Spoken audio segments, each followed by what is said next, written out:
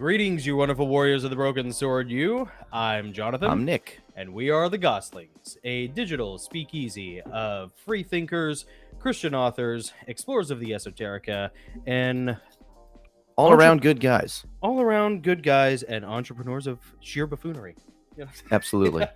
So, welcome to our Thursday night live stream. This is what we jokingly call the Church of What's Cool. Church of What's Cool. Where we just get together and have fun. And once again, we had always planned on Thursday nights being like a pure live stream, but it never really totally works out that way, where it's just like us hanging out. It's like every time. There's always a guest.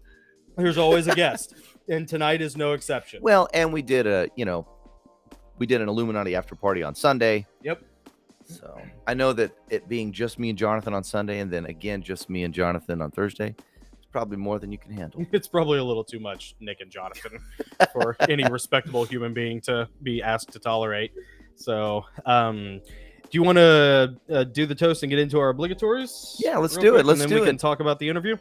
So I know that I see we have several people watching, but I know for certain one of them is Gabe Bello. Gabe Bello Music. What's up, man? Yeah. I'm glad you're watching tonight. Thanks for sounding off in the chat, man. Appreciate that. Yeah, Gabe is a dear friend of ours, a good friend of the channel, and he has helped us out immensely. And we have interviewed him, and he has an amazing channel, Gabriel Bello Music, that you should go check out, because he interviews people as well and does live compositions. And he's just all around cool. We like Gabe a lot. And Robert Lockheed from the Texas Wise Guys Show. What's up, watching. Rob? Awesome. Chris Caps in the chat. Chris. Good evening, sir. Good to see you. Thank you for being here. Sup, Broken Sword family, he says. I love it. Awesome. That's awesome. Speaking of Broken Sword, let's do the toast. Yes, absolutely. I'll lead this time. I think you did last time. I'll do it this time. You guys know the drill. Grab your vessel, fill it with the beverage of your choice. I'm drinking coffee tonight. It is, I promise. Look, see it back in there? See, it's black. Yeah. Okay. One for my homies. So don't get too uptight on me. Don't get too uptight on the right. Don't die on me now. Uptight on the right. Uptight on the right. Take up the broken sword of your father and strike down the darkness. Amen. Cheers.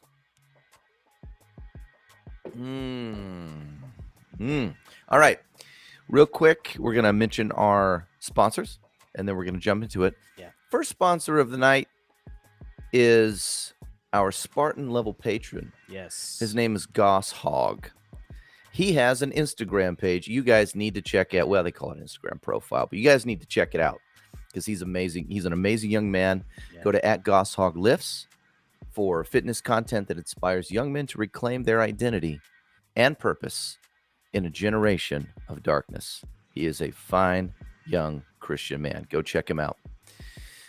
And then you probably see these gorgeous mugs on the table here before me. And also we have the Kothon mug. No, I'm just kidding. And also we got these things. The Kothon Spartan mug. Every one of these are handcrafted, handmade, hand-painted by Master Potter Joel Cherico and his team up in Minnesota at Cherico Pottery. Go to ChericoPottery.com. Check out these amazing mugs. These are the replicas of what the Spartans drank out of. Yeah. He made these in collaboration with the great Stephen Pressfield, who wrote an amazing book about Spartans called Gates of Fire. I almost said 300. How awful am I? I'm awful human being. I think old bronze Leonidas back there might come to life and throw that spear at you. You know? No, Gates of Fire, Stephen Pressfield. ChericoPottery.com. Check them out. They're awesome. They're durable. They're beautiful. Drink like a man. Get yourself a Kothon. That's right. And after you are done wiping your libation from your manly pate of facial hair, you can then take care of that facial hair and all of your skincare products with Jardani Jovanovic. JardaniJovanovic.com, owned by Mike Fisher, and he is the proprietor of Jardani Jovanovic, and he has provided us with a wealth of products back here, many of whom I use, and it keeps me fresh and clean. I love the beard oil. I love the shampoos and conditioners. The lotions are great as well. So Jardani Jovanovic is definitely where you want to go for all of your masculine hair care products. Their slogan is hair care products made by real men for real men, or as I like to say, be as sexy as you are deadly. Give 007 a run for his money. Awaken your inner John Wick with JardaniJovanovic.com. And if you're still with us before we play this interview, if you haven't yet subscribed to the channel, take up the broken sword of your finger, strike down that subscribe button, hit the like button. Hit the bell. Yep. Hit the bell. Strike that bell. Yep. Keep your YouTube pimp hand strong. Really, really smack it. Yep. Smack that bell like it owes you money. Is Wayne Brady going to have to choke a bell? Eat your sandwich, Dave. Eat your algorithm, Dave. Eat your algorithm. If you've already Wayne Brady'd that, or no, what is it? Tom Brady? Wayne Brady. Wayne Brady. If you've already Wayne Brady'd That's how the white bell. we are. Oh, yeah. And I'm so culturally illiterate. Brady Bunch. If you've done those things and you can only do those things like one time, right? Hit the like button. You can do that every time, and that helps us tremendously, and we'd really appreciate it. Hit the like button, give the algorithm the thumb in the eye, and we'd greatly appreciate your support. Yeah. Okay, with that, we can now get to the meat and potatoes of tonight's Church of What's Cool episode. The Church of What's Cool, as brought to you by the Ministry of the Broken Sword. Disclaimer, the Gosslings are not a ministry, nor are they a church. They do not have an LLC or a 501c3 status. They are just two brothers with a 6th grade education and a deep and abiding love for all of God's creatures. And no ordination. Okay. No, I failed ordination class. I didn't even make it. I didn't even make it to the class.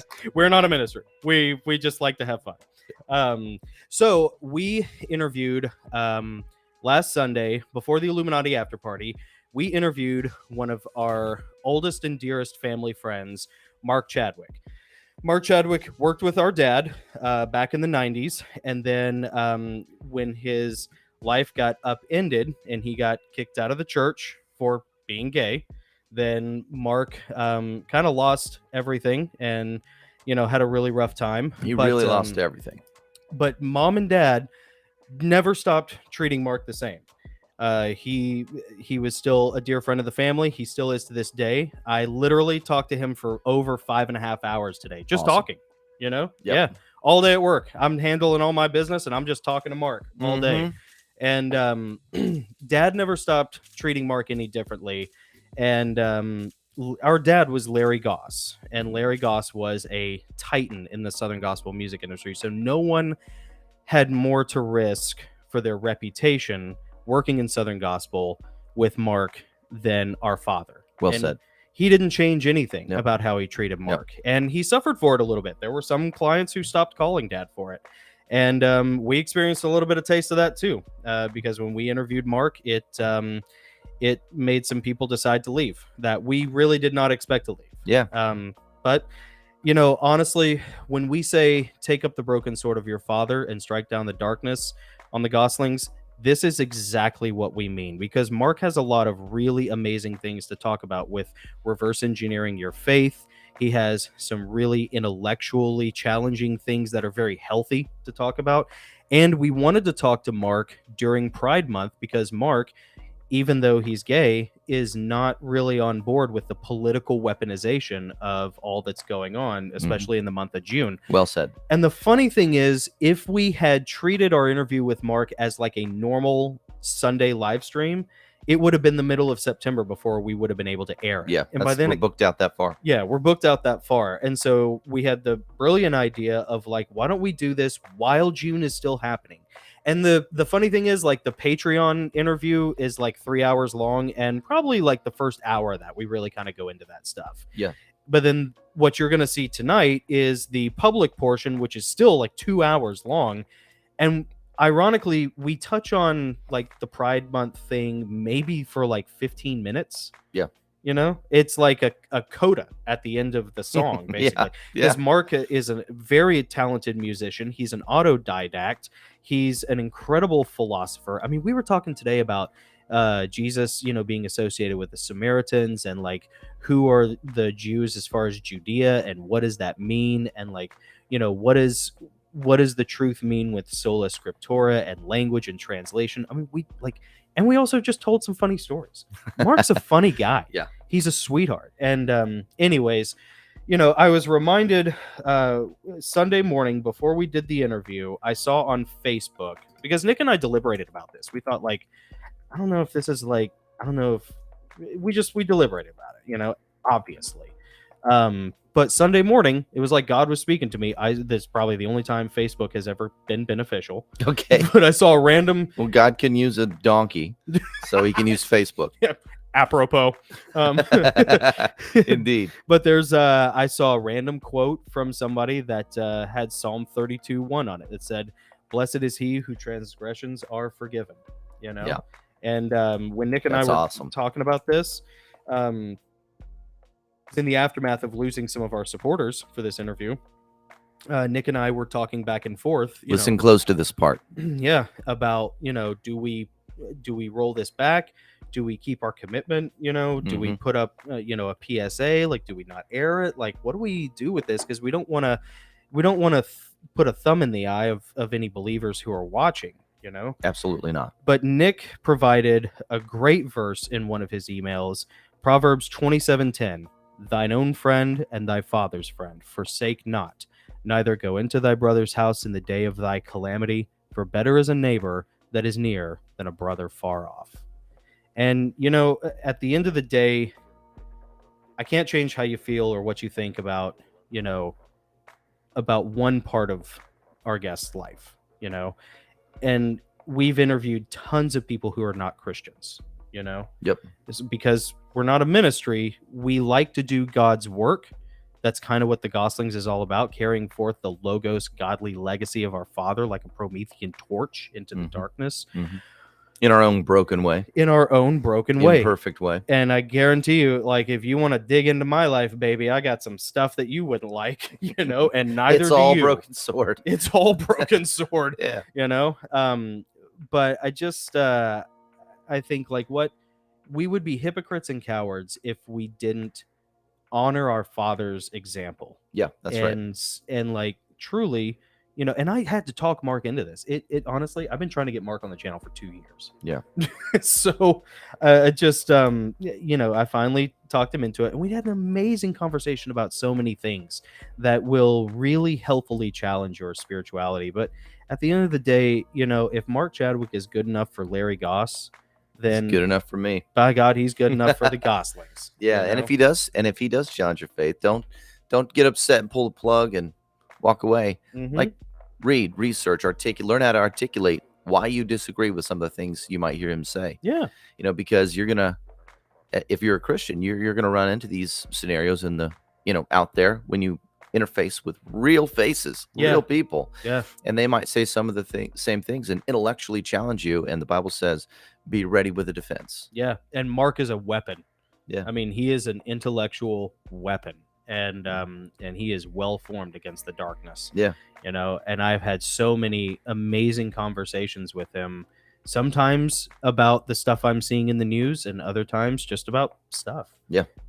And we took what I thought was going to be a 20-minute conversation this morning, and it ended up being a 5.5-hour conversation. That's awesome. And That's not great. like, it wasn't like, oh my God, Mark, what do we do about like this episode where we're going to air it? It wasn't like that at all. It was like, we were talking about stories. We were talking about dad, just talking. And he's a real dear friend of the family's. And this really is maybe the most Goslings episode in a way to honor our father I think we could have ever done. Yeah. And we love Mark, and it'd be great to have Mark back and talk more. And Mark likes to be challenged. He was actually a little disappointed in this interview because we didn't push back on him. Oh, really? Yeah. We was expecting to push back? I think he likes. We can do another one and bring him back, and we can push back. Yeah. I think he would really like. Yeah, that. I didn't know that. Yeah, he told me that today. Okay, Yeah. well, we can do that. So He'll make me look foolish, but I do that already. nah. So I love teasing Mark. So anytime if he makes you look foolish, I'll just be like, yeah, Mark, whatever. Have you pooped today? all right. So anyways, enjoy this. We'll come back on. We're treating this like a normal Sunday episode. We'll air the first half, then we'll come back in the intermission and enjoy Mark Chadwick. This one's for you, Dad. Your YouTube feed is crap. Stop wasting your time watching bot-boosted shills and self-appointed gurus cloying for your attention. Instead, join the Gosslings interview live stream and podcast. The Gosslings, a dark-lit digital speakeasy of free thinkers. A super chat of radical truth-seeking wizards who eat trolls for second breakfast. Topics that'll make your mama's hair stand on end. Ideas that'll make your pastor's knees knock. Guests that will illuminate the hidden chambers of your mind. And interviews that strike down the darkness. Welcome to the Gosslings.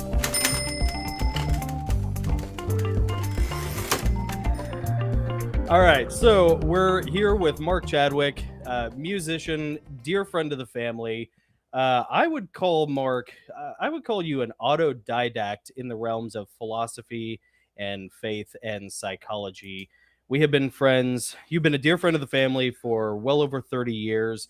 You have been a very close friend of mine for especially the past few years. We have had multiple conversations, probably about once a quarter, anywhere from 2 to 7 hours, where we talk about everything from politics to psychology to faith, celebrities, in those spheres and how they relate, like Jordan Peterson and people like that. Mm-hmm. Mark, you're a big friend of the family. We love talking to you. We just spent an hour talking to you about, the LGBT community and the weaponization and all that stuff in our Patreon exclusive. But we wanted to ask you, based off of your and I's conversations over the past couple years, talk about your faith journey in a nutshell, because you and I have some very amazing, intensive, psychologically deep conversations. You're the only person I talk to who truly stretches my intellect past its breaking point, where I'm like, I don't know if I can follow. Yeah, Lord knows I can't do it. Well, I don't know if that's good or bad, but I mean, I could just be an idiot. So, maybe the bar is low. I could just be a weirdo. Weirdos and idiots on the Gosslings. Weirdos and idiots. I think we got the title right here. Well, yeah. My faith journey is, important to me, but not very spectacular. I was born and raised in a Christian household. The only church I remember attending was an Assemblies of God church. After I graduated public high school, I went into a missionary training school, and I stayed on staff with them for almost a year after training. It was during that time, in particular, that I grew. I was exposed to something I feel like I had been missing up until that point, which was, an awareness and an education in Bible study, really learning how to use some of the resources that are out there, like, concordance. I had, growing up, I had a Thompson Chain Reference Bible, and it is nothing but like a, chock full of awesome reference tools. So during a sermon, I wouldn't necessarily have to, I probably shouldn't say this, I think my former pastor's still alive. I wouldn't have to necessarily listen to the sermon, because there was a sermon waiting for me in the pages of my own Bible.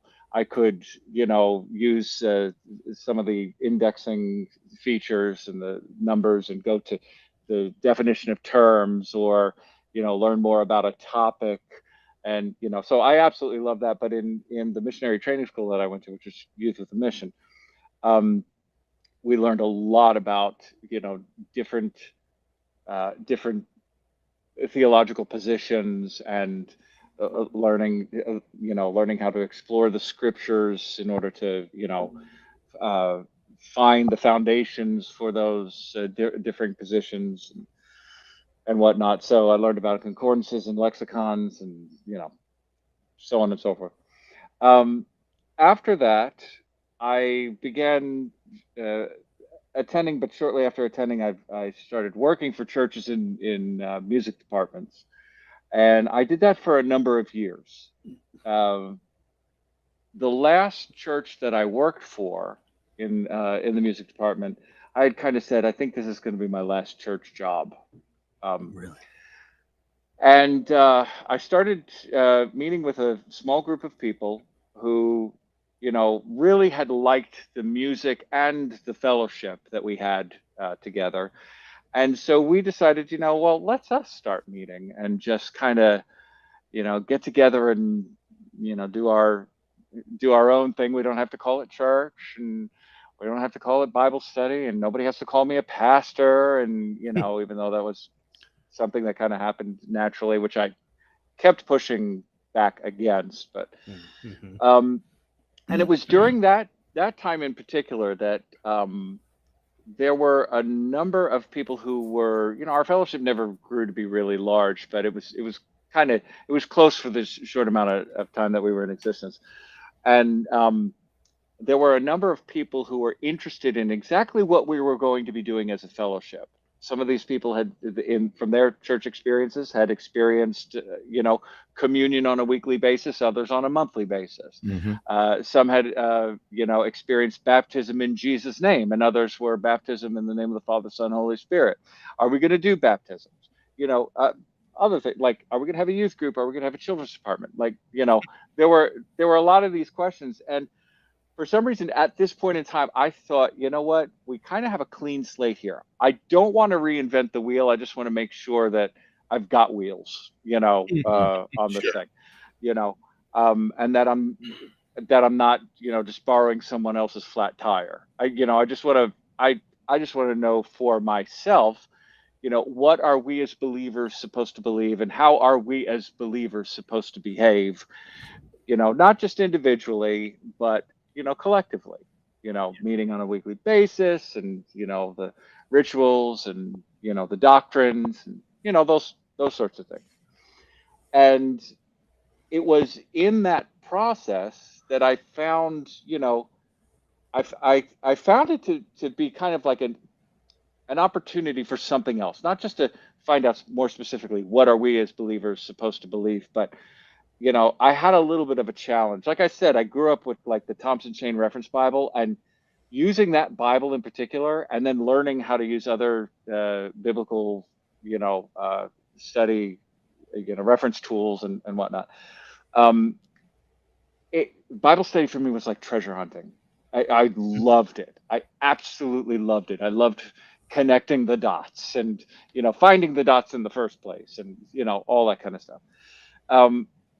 But I thought to myself, okay, so I get to, that I've done this for this many years, and so many others have claimed to do it, and yet we've all come to so many different conclusions about who God is, about what we're supposed to believe, and how we're supposed to behave, collectively and individually,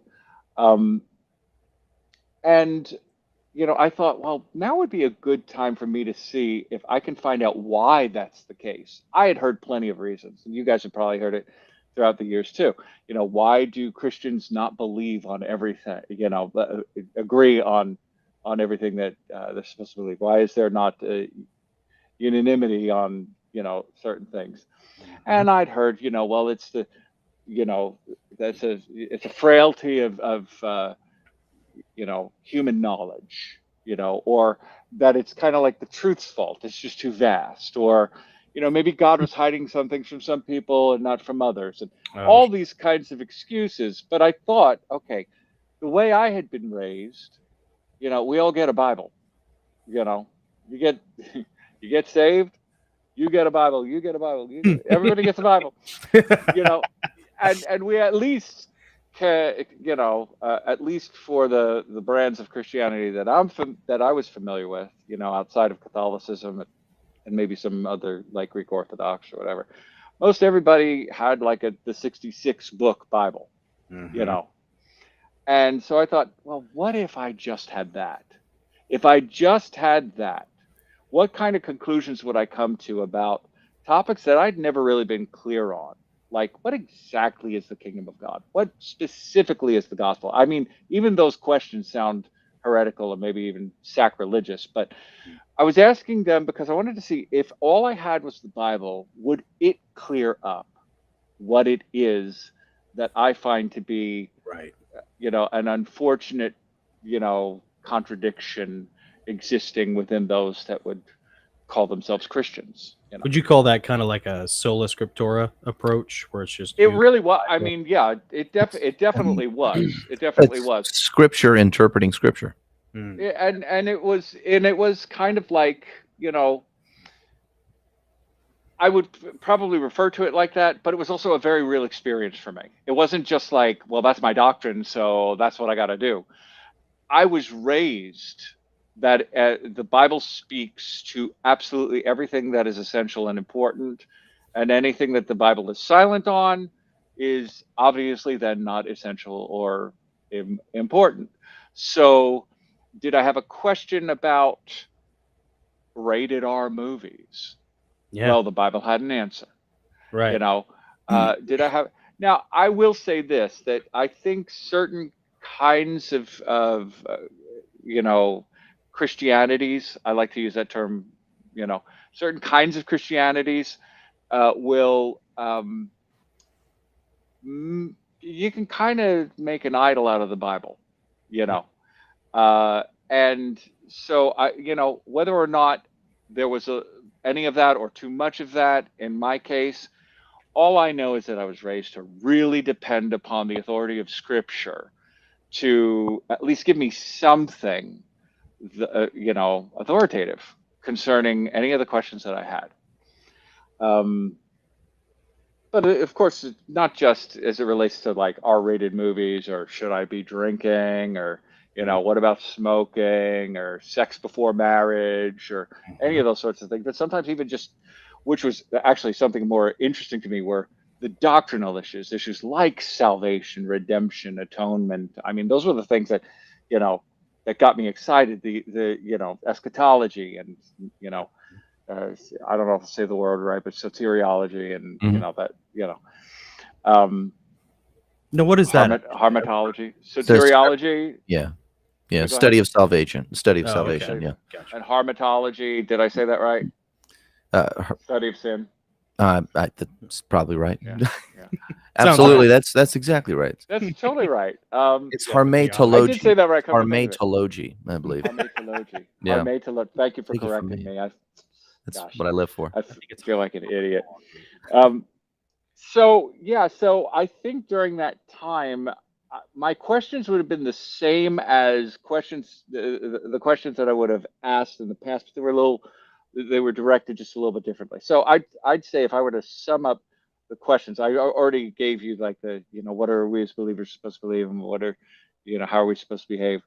But what I was really searching for was the truth about important issues, important topics, according to the Bible, right? So, one of the things that struck me as I began to really get into that, and along the way, I had, you know, I realized there was so much going back and forth, like the issue of original languages came up, and like what something might have meant in, you know, in Koine Greek versus Aramaic versus Hebrew, and, you know, even ancient Hebrew, you know, if something was said in ancient Hebrew compared to, you know, the Hebrew of the Bible or modern Hebrew, you know, would it have meant the same thing as time goes by, and, you know, that. So I still kind of had to use some resources, you know, to try and get back to, you know, back to some of the what you know, I might have considered like some of the original languages, and hopefully getting back to some of the original thoughts. Um, and one of the things I decided to do is like, I'm gonna totally like try and translate the Bible myself and just see what happens, like just for fun, you know, and you know, for serious. But, you know, let me just give it a shot. Yeah. So I worked on Matthew. I completed Matthew, and it did not really help. Now, some might say, well, that's because you really stink at, you know, Bible translations, you know, whatever.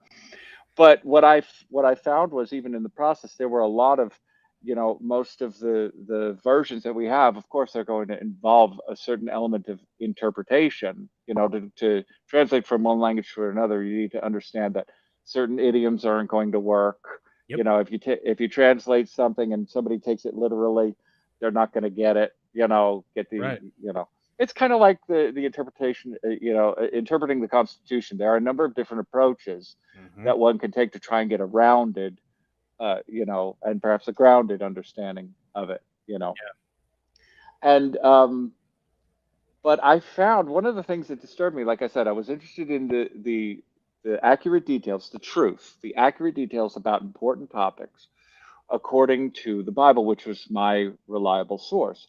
But I started to find that a lot of the topics that I thought were topics were actually not topics mentioned in the Bible. There were things mentioned in the Bible that I had not been raised to consider, let alone believe. Mm-hmm. And the things that I had been raised to believe that most, that I figured most people would have embraced as being, the basics of Christianity. Some of them were not like, I couldn't find them. So in other words, if all I had was the Bible, I was not getting what it is that I was raised to believe. Yeah. And I was getting some stuff that actually contradicted what I was raised to believe, especially like in some of what I was discovering about Jesus and Jesus's, teachings and that sort of thing. Can you give us an example? Can you give us an example of one of those things?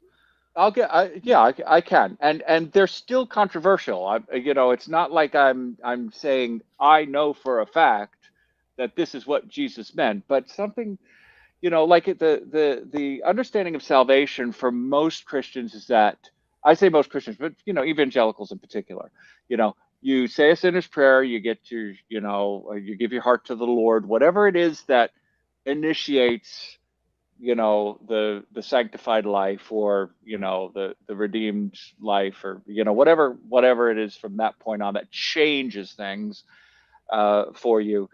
Generally speaking, from that point on, I would have understood that you were saved, right? So everything I read about salvation seemed to me to be applicable to a person who is currently saved.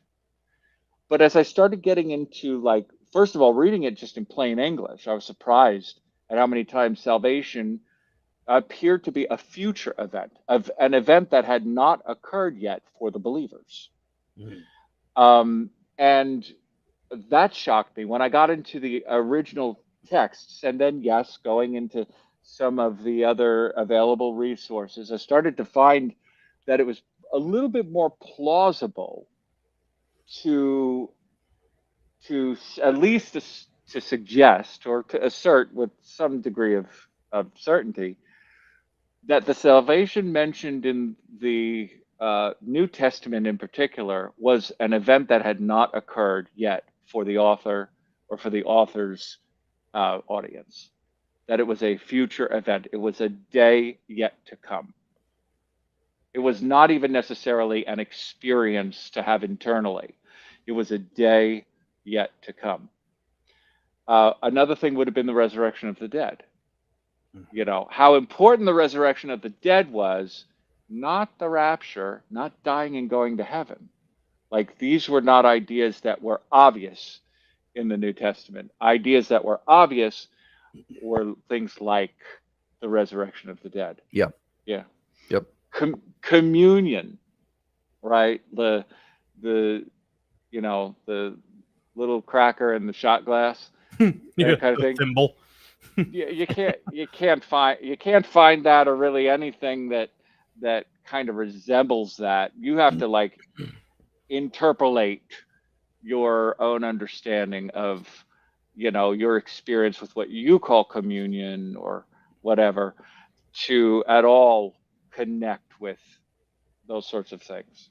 Even when it came to the translation of the Bible, I used to say things like, well, the Greeks had 7 words for the word love, but actually the word love didn't exist at that time, so they couldn't have had 7 words for the word love.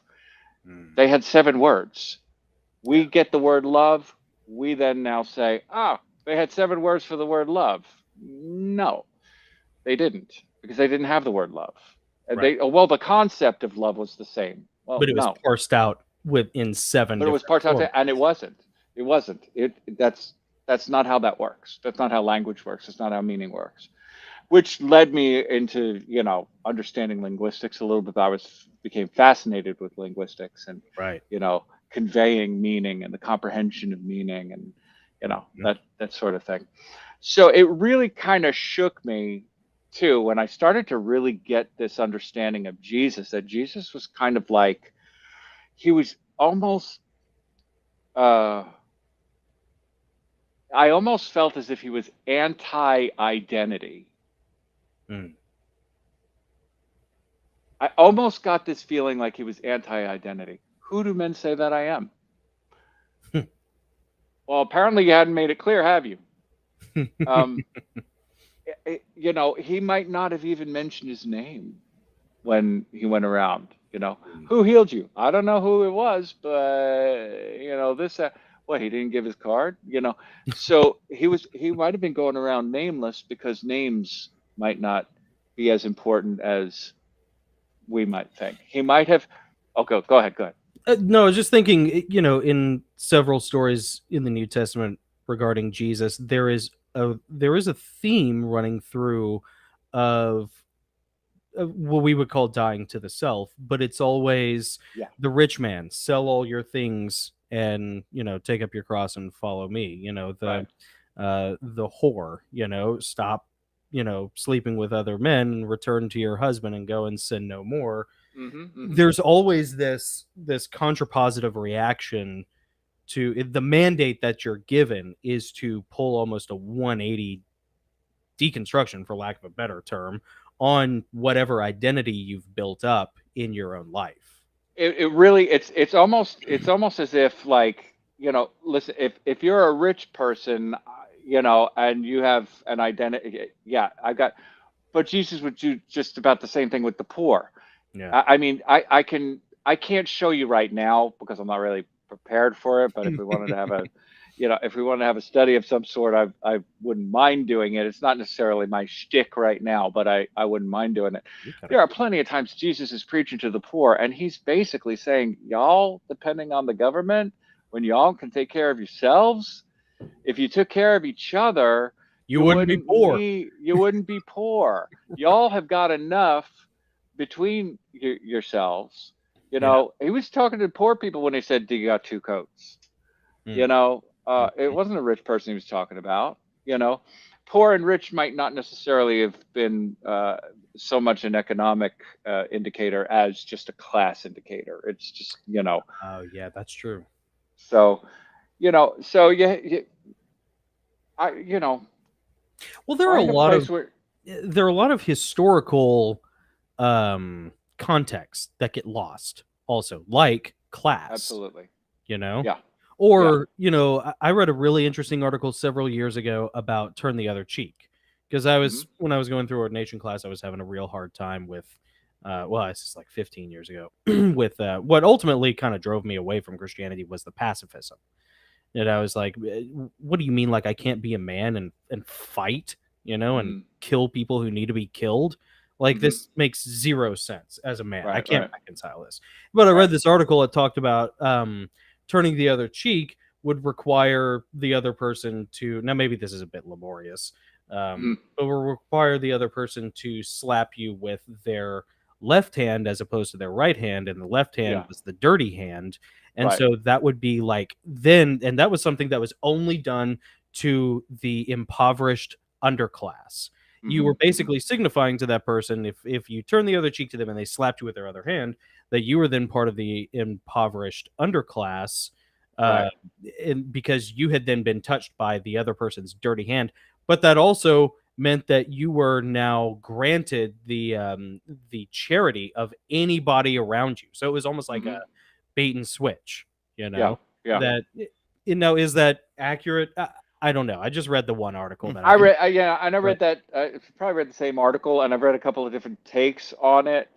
I think, this is one of the things that I definitely did not want to do in my own understanding of Jesus's words. I did not want him to have to be a white evangelical, to fit into, I didn't want him to, I didn't want him to be American. I didn't want to understand him from that perspective or force my, and here's one of the things that I discovered, I think, this is not an unimportant point to make, is that the words of Jesus and others in many cases, but especially Jesus, could be considered slightly ambiguous if you don't have certain key understandings, and that's one of the things that makes, for certain thinkers, makes it really almost like, well, then I don't know that I need to be focusing in on the words of Jesus. Maybe I need to be focusing in on something else. Maybe there's something else that I need to, and not to drop the topic, but that's actually, when I said that I was interested in, the accurate details about important topics according to the Bible, which was my reliable source. Like I said, when I found out that the topics that I thought were in the Bible were biblical, were not biblical, and that the biblical topics were not at all the topics I would have considered, correct. I mean, just even some of the stuff that I'm saying could really get some believers hot under the collar. I mean, what you're saying, I'm not We're saying. good at that. Yeah. What I mean, check this out. Where in the Bible does Jesus actually affirm anyone's identity, national or otherwise? Where does he affirm the place of the government? Where does he affirm, Surely people will be able to find words that are ambiguous enough, but if you kind of, if you put them together, you kind of get this idea that Jesus might not necessarily be saying the things that we thought or that we've been taught that he was saying. So because of that, I started questioning, how would I know what a real topic, what an important topic is, if all of the years of my life I had not necessarily been correct about what was actually a biblical topic, or maybe even just a Jesus topic. Mm-hmm. Maybe Jesus's point was, a lot different than what I thought it was. Mm-hmm. So with that in mind, I kind of also then started to question, how would I know? I'm going to the Bible, I'm finding some ambiguity. A lot of people would say things like, they go to the Bible and they find contradictions. Well, I've been, you can weasel your way in and out of contradictions. It's like, you can make things a contradiction that aren't. You can say that things aren't contradictions that are. Mm-hmm. But it's whether or not I could have confidence that what was in the Bible was trustworthy in the first place. That started to creep up into my head. Like what, like nobody in the Bible had a Bible. Yeah. Right. Yeah. Right. So how did they get the truth? Yeah. And why is it that I would have to only get it from the Bible when nowhere in the Bible it says you can only get it from the Bible? Sola Scriptura is like impossible to find in the Bible. Yeah.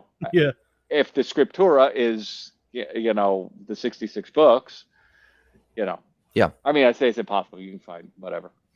So, have we gotten too controversial yet? No, not yet. But let's talk. But I least. want to ask you a question that might be a little controversial, just based Go on ahead. your very unique perspective of your interpretation of Scripture and how you've been doing that. We've talked about salvation. We've talked about Scripture. What is your personal view of eschatology? Well, my personal view, it kind of like the faith journey didn't stop there, right? The faith journey didn't stop there. So it's hard for me to answer that question without going just a little bit further. Okay. Oh, yeah. Into the, because if we stop there, I probably sound like I should still identify as a Christian. And that's not necessarily where I'm at right now. Okay. Yeah. So maybe Christian adjacent. But Okay. so because actually it was the words of Jesus that caused me to really rethink that whole thing. Okay. It wasn't even necessarily after, pursuing some of the more philosophical, ideas.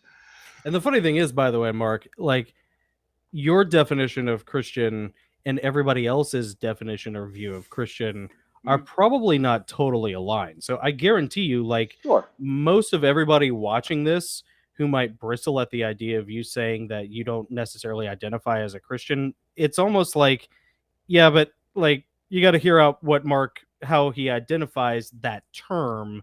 Right. Because at the end of the day, like Mark's actually probably more of a believer and a Christian than a lot of people who call themselves Christians. Yeah, can you define that? Yeah. Define when you say Christian, what do you think that means? Well, I think, I think a Christian in a lot of cases is I don't necessarily subscribe to the ideas of identity today, right? Both those that are pushing for a new way of identifying, or those that are bristling against it. I think both would not necessarily. I think that Jesus might have actually upended the beliefs of both. Those who would say, I am a Christian, those who would say, no, I'm not a Christian because I'm just a believer in Jesus. Or those who might say, well, I'm, this identity and I identify as this, and no, you're not allowed to identify as that, and all that. I think, I think there's some radical scriptures out there. Of course, they can be interpreted into any position that you'd like, but in Christ, there's neither male nor female, nor Jew nor Greek, nor bond nor free. Ouch. Yeah. Ouch. That hurts in a lot of different ways. That's not the words of Christ, but it still can hurt in a lot of different ways. But anyway, so I think I hope, challenge me on this if you'd like. Really, because I'd love it. I think a Christian is a person who identifies as a Christian, who is identified as a Christian, usually by others who are also Christians, even though there are those that are, not Christians that, might identify a Christian as a Christian. And I think it's very difficult to go beyond that. If I were to say, I don't identify as a Christian, and let's take, for example, a Jewish person were to hear me talk about Jesus, right? They might say, oh, no, you're totally a Christian. Only a Christian would know what it is that you know. Would they be right or would they be wrong? Yeah. What is it? What are the rules for what makes a Christian a Christian? And where can they be found?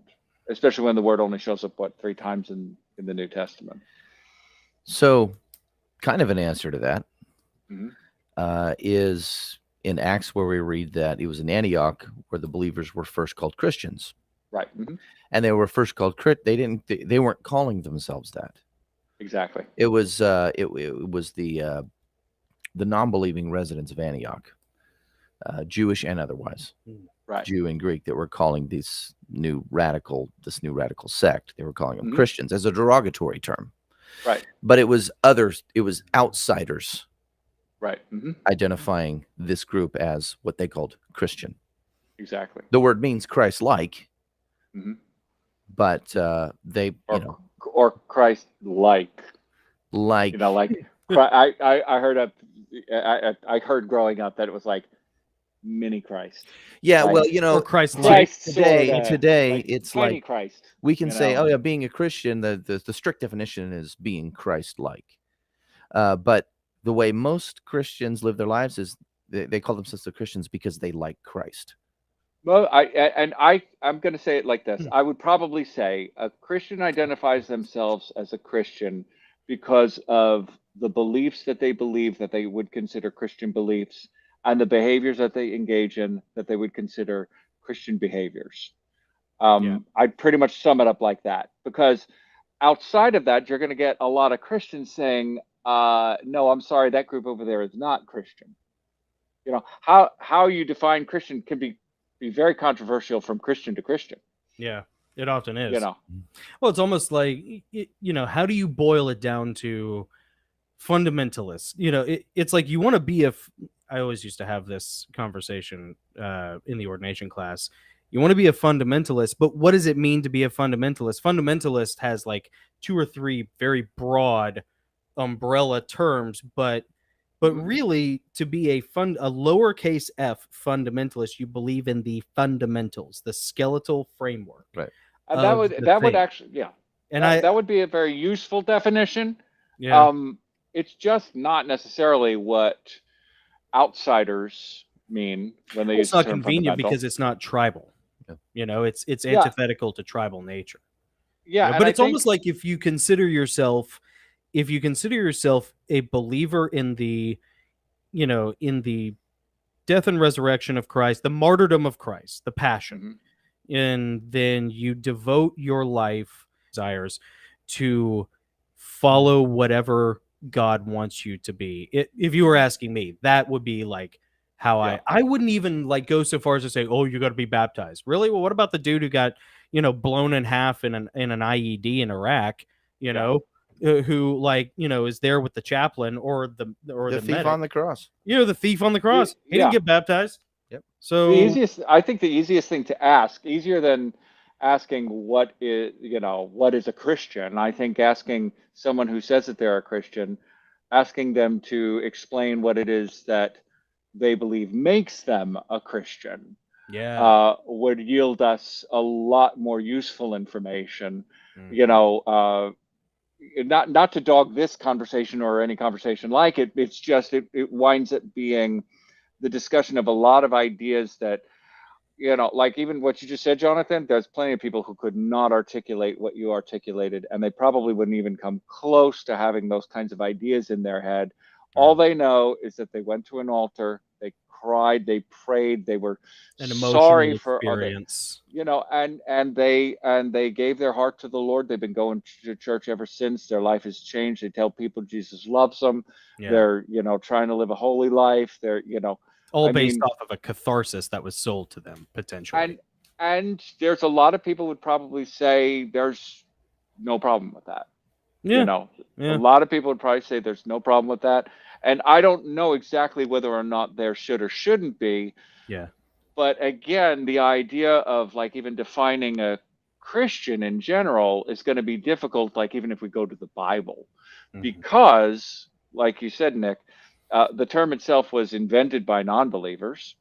It was intended as most likely a slur of some sort, I didn't know that. and That's fine.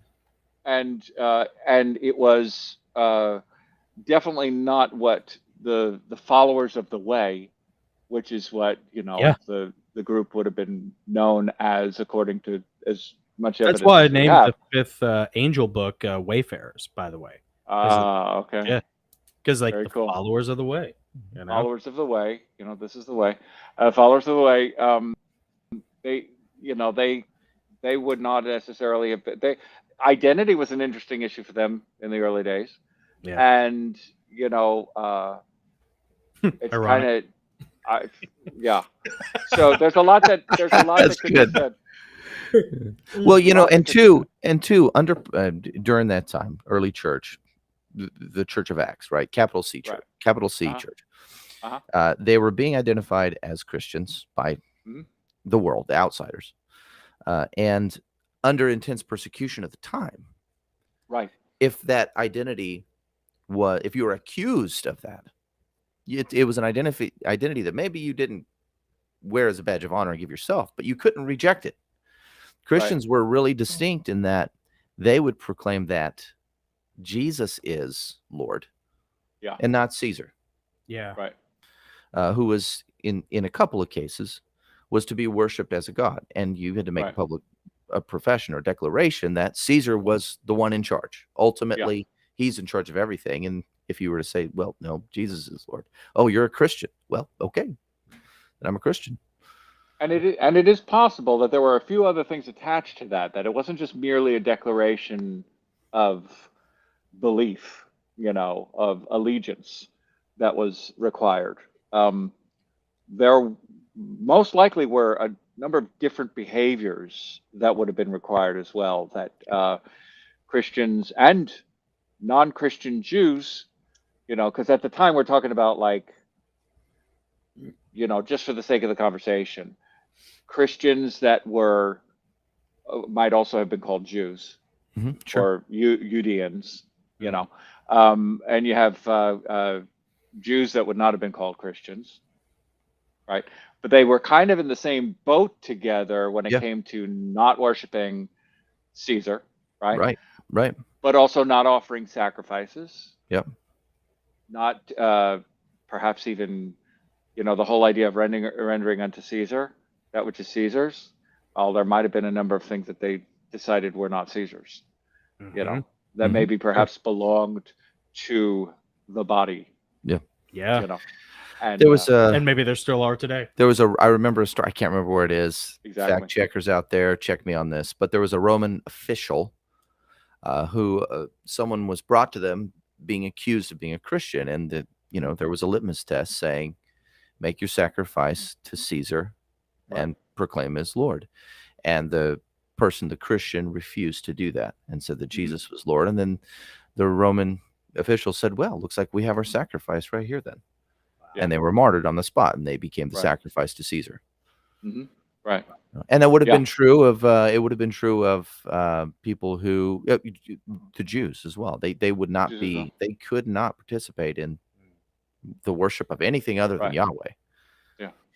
You know what it reminds me of? There's a similarity between you guys are gonna laugh at this. Jesse Ventura. So like before Jesse Ventura was who he is today, and before he was a wrestler, he was part of the underwater demolitions team in Vietnam, which later, shortly thereafter, quickly evolved into Navy SEALs. Okay. So like Jesse Ventura was like on the ground level of what the Navy SEALs were before they were called the Navy SEALs. Okay. And he got into tons of controversy probably 10 years ago because he was going around, as he has done for his whole life, saying, "I was a Navy SEAL," calling himself a Navy SEAL. Whereas like the Navy SEAls, certain other people will be like, "No, you weren't, because you weren't called the Navy SEAls at the time. Right. You were the underwater demolitions team." Yeah. And it's Right. like, okay, yeah, but I was like one of the pioneers. What did they in the rename that field. thing? Right. What did they Right, rename that thing? Built off of what I helped do. And it Yeah, kind of is that same similarity of like identity and withholding and like purity tests, and it very much reminds me of what the early Christians, quote unquote, the followers of the way, probably would have experienced. And maybe even to this day, like in a way, maybe we've kind of like lost the plot a little bit on what we should be calling ourselves. Yeah. I think that there's definitely a case to be made for that. I think, if we were to really try to understand the words that are attributed to Jesus in particular, right? The words that are attributed to Jesus. And, not to exclude any of the rest of the details that are in the Gospels or that are in the rest of the New Testament or the Old Testament. But if we were to really focus in on those words, I think we would find almost like there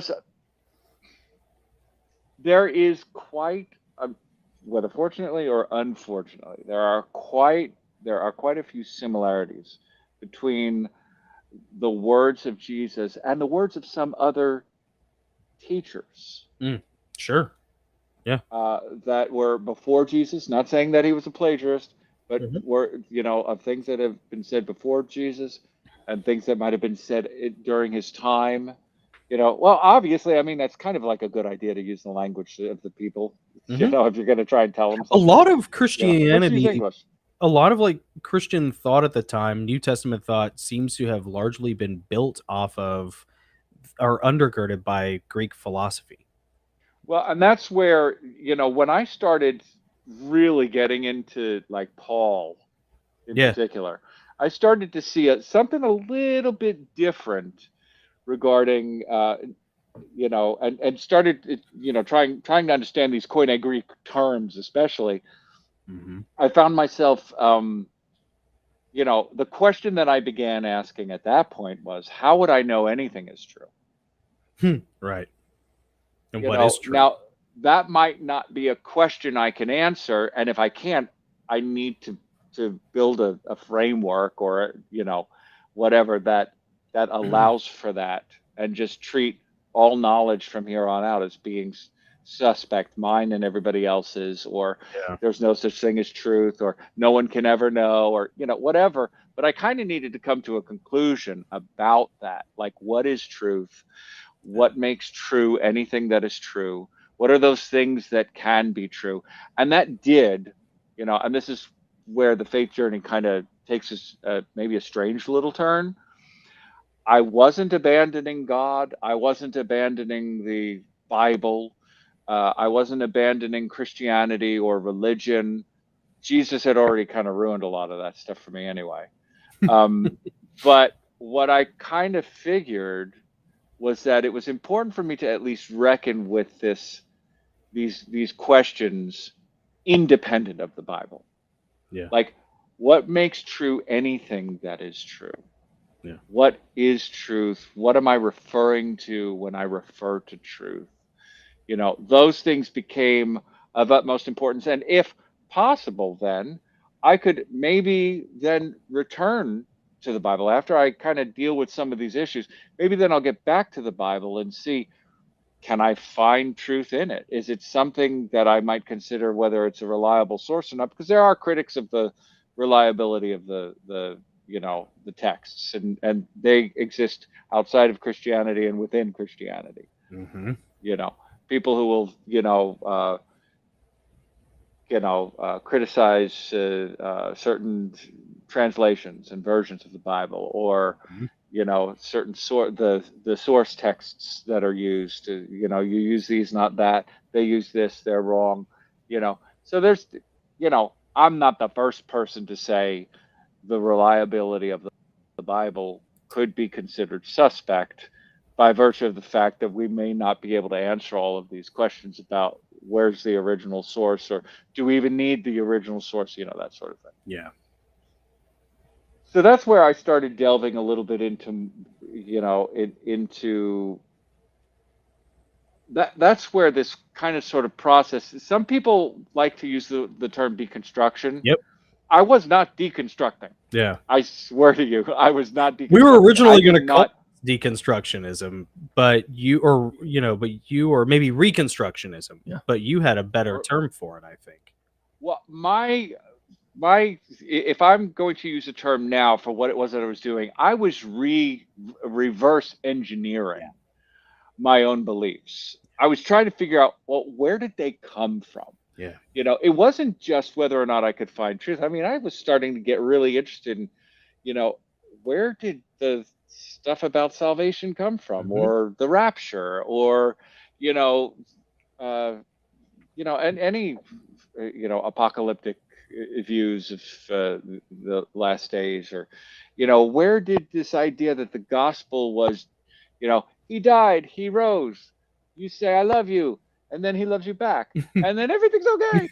Where did that come from? Right. Where did the altar call come from? Where did where did all of these things come from that I can find in the Bible? So I was kind of like reverse engineering how it could be that, that I would have acquired so much knowledge that I thought was biblical, but actually was Bible adjacent. Yeah.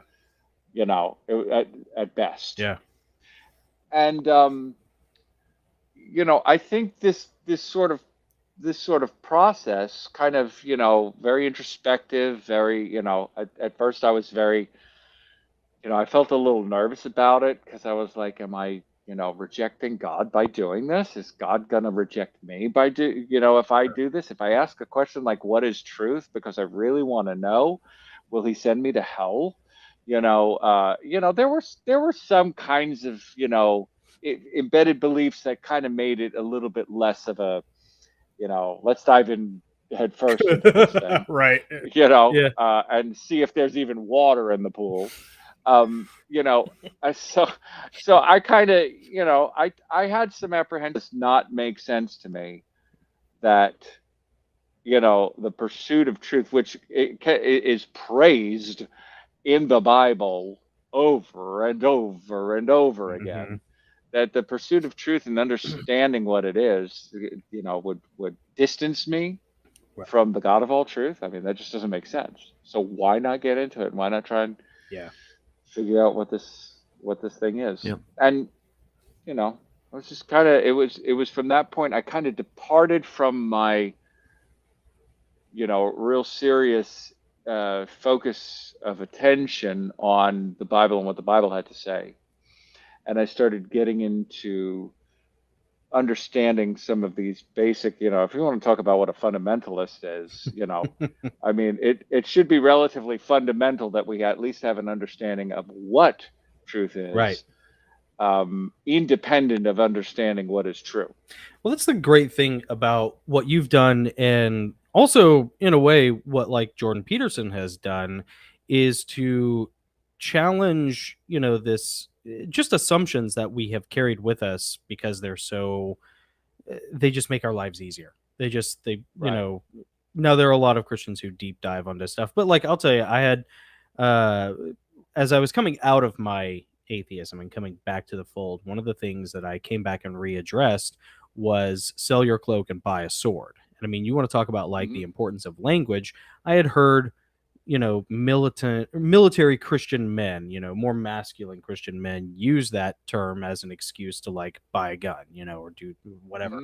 And I thought, yeah, that just sounds like a convenient excuse, bro. You know, I'm sure when he says sword, it's a metaphorical thing for logos, you know, or whatever. But then I actually like looked up the Greek, and the word used is falcata. And I was like, oh, no, he means like actual sword. The falcata was like the AK-47 of its day. It was the sword used by Alexander the Great. You know, now it had been superseded by the gladius, where, you know, by the Romans wielding the gladius, but would be like the AR-15 by today's standards. But the falcata. I wonder if Jesus was saying, you know, sell your cloak. Sorry, guys, I have to rearrange your hemorrhoid pillow. I have to readjust here. Just great. I'm not editing that out. You probably aren't either. No, it's actually the old back. I know. But I wonder if Jesus would have intended that would have been after, you know, oh no, I shouldn't say it. Can I say it on this portion? We can always beep it, I guess. Yeah, go ahead. Yeah. Background checks. Oh. I wonder if Jesus meant sell your cloak and buy from a legitimate source. I wonder if Jesus meant. I'm just wondering. Yeah. I'm wondering. Or maybe buy one from your neighbor and Somebody never ask tell it him with about you. it. Oh no! Well, maybe he didn't mean that. Mm-hmm. Jonathan, that just sounds so unlike Jesus. So rebellious. But anyway.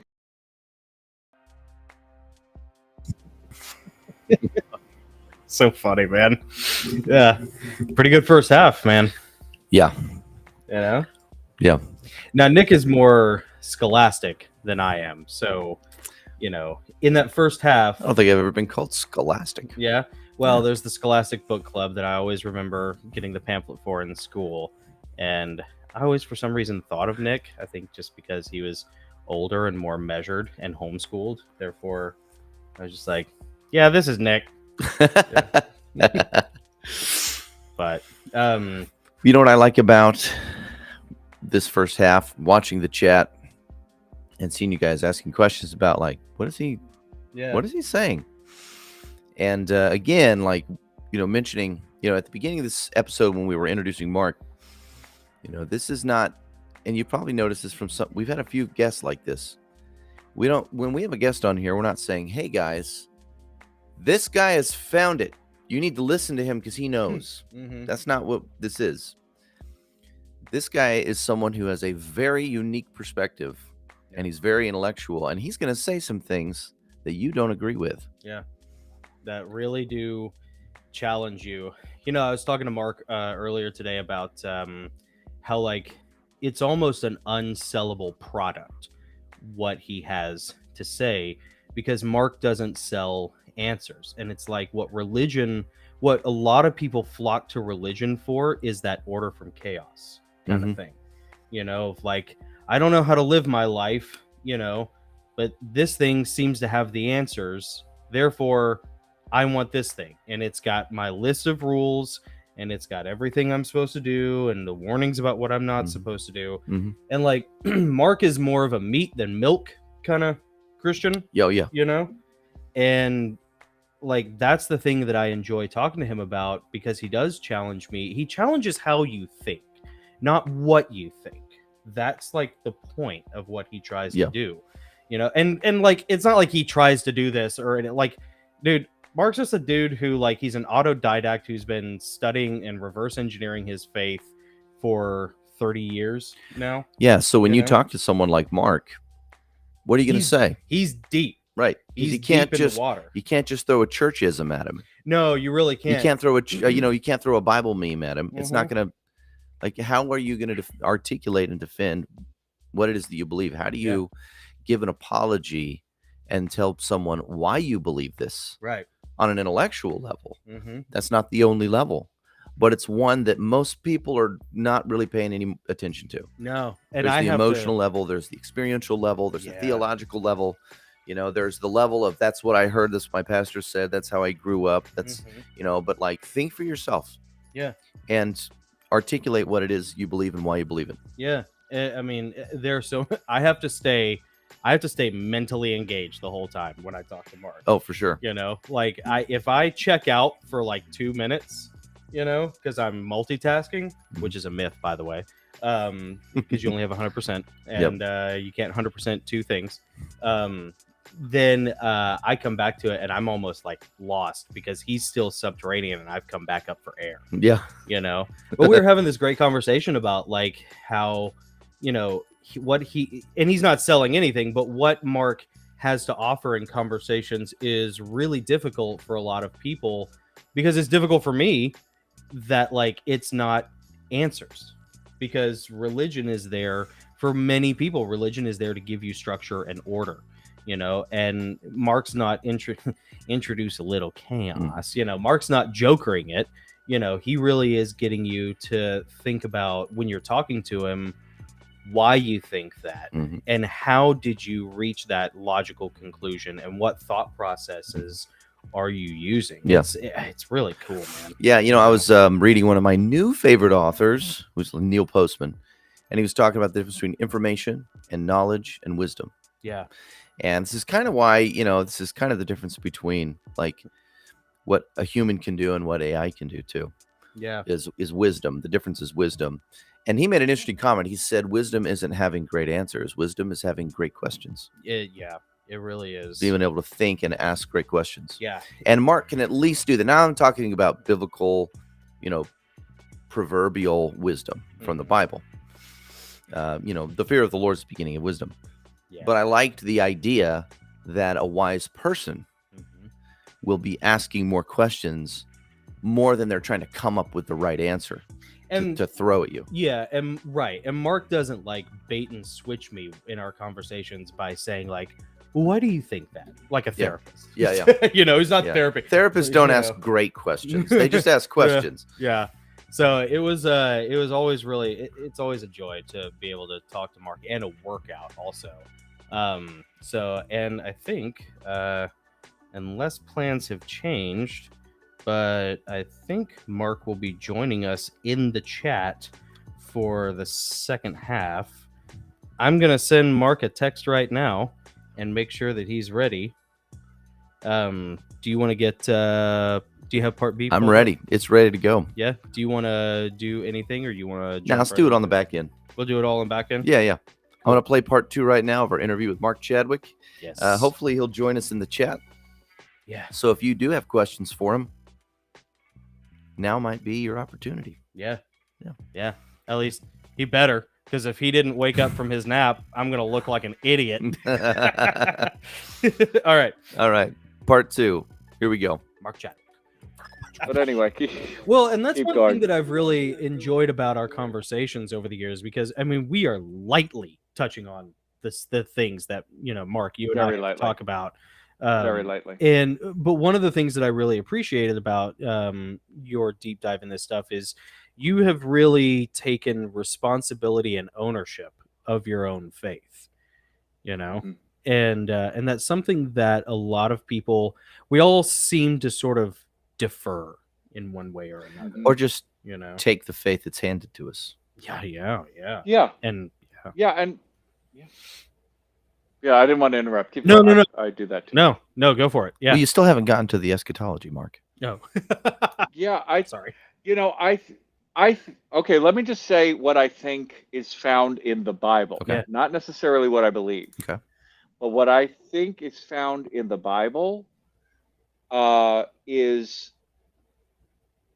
here's the problem with language anyway. I remember telling someone, I just don't like metaphor. I don't like an analogy. I don't like, I want the literal. And this guy, he was so brutal with me. It's Was BJ. It's online. okay. Just admit it. It's our eldest. No, it wasn't. But you know what? It could have been. It could have been, and it might have been.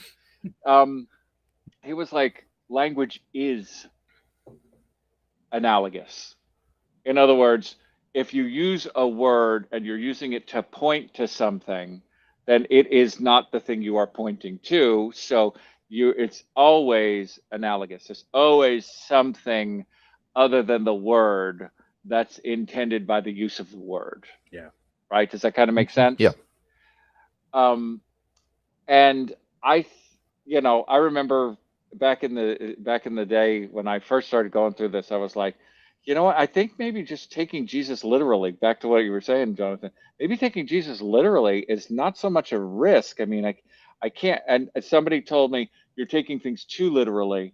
And I said, do you mean I need to take them more figuratively? Do you mean I need to take them as if they were said in ways that were not intended to be understood? Like, is that, because then, I mean, this whole thing is like, just then forget Yeah. it.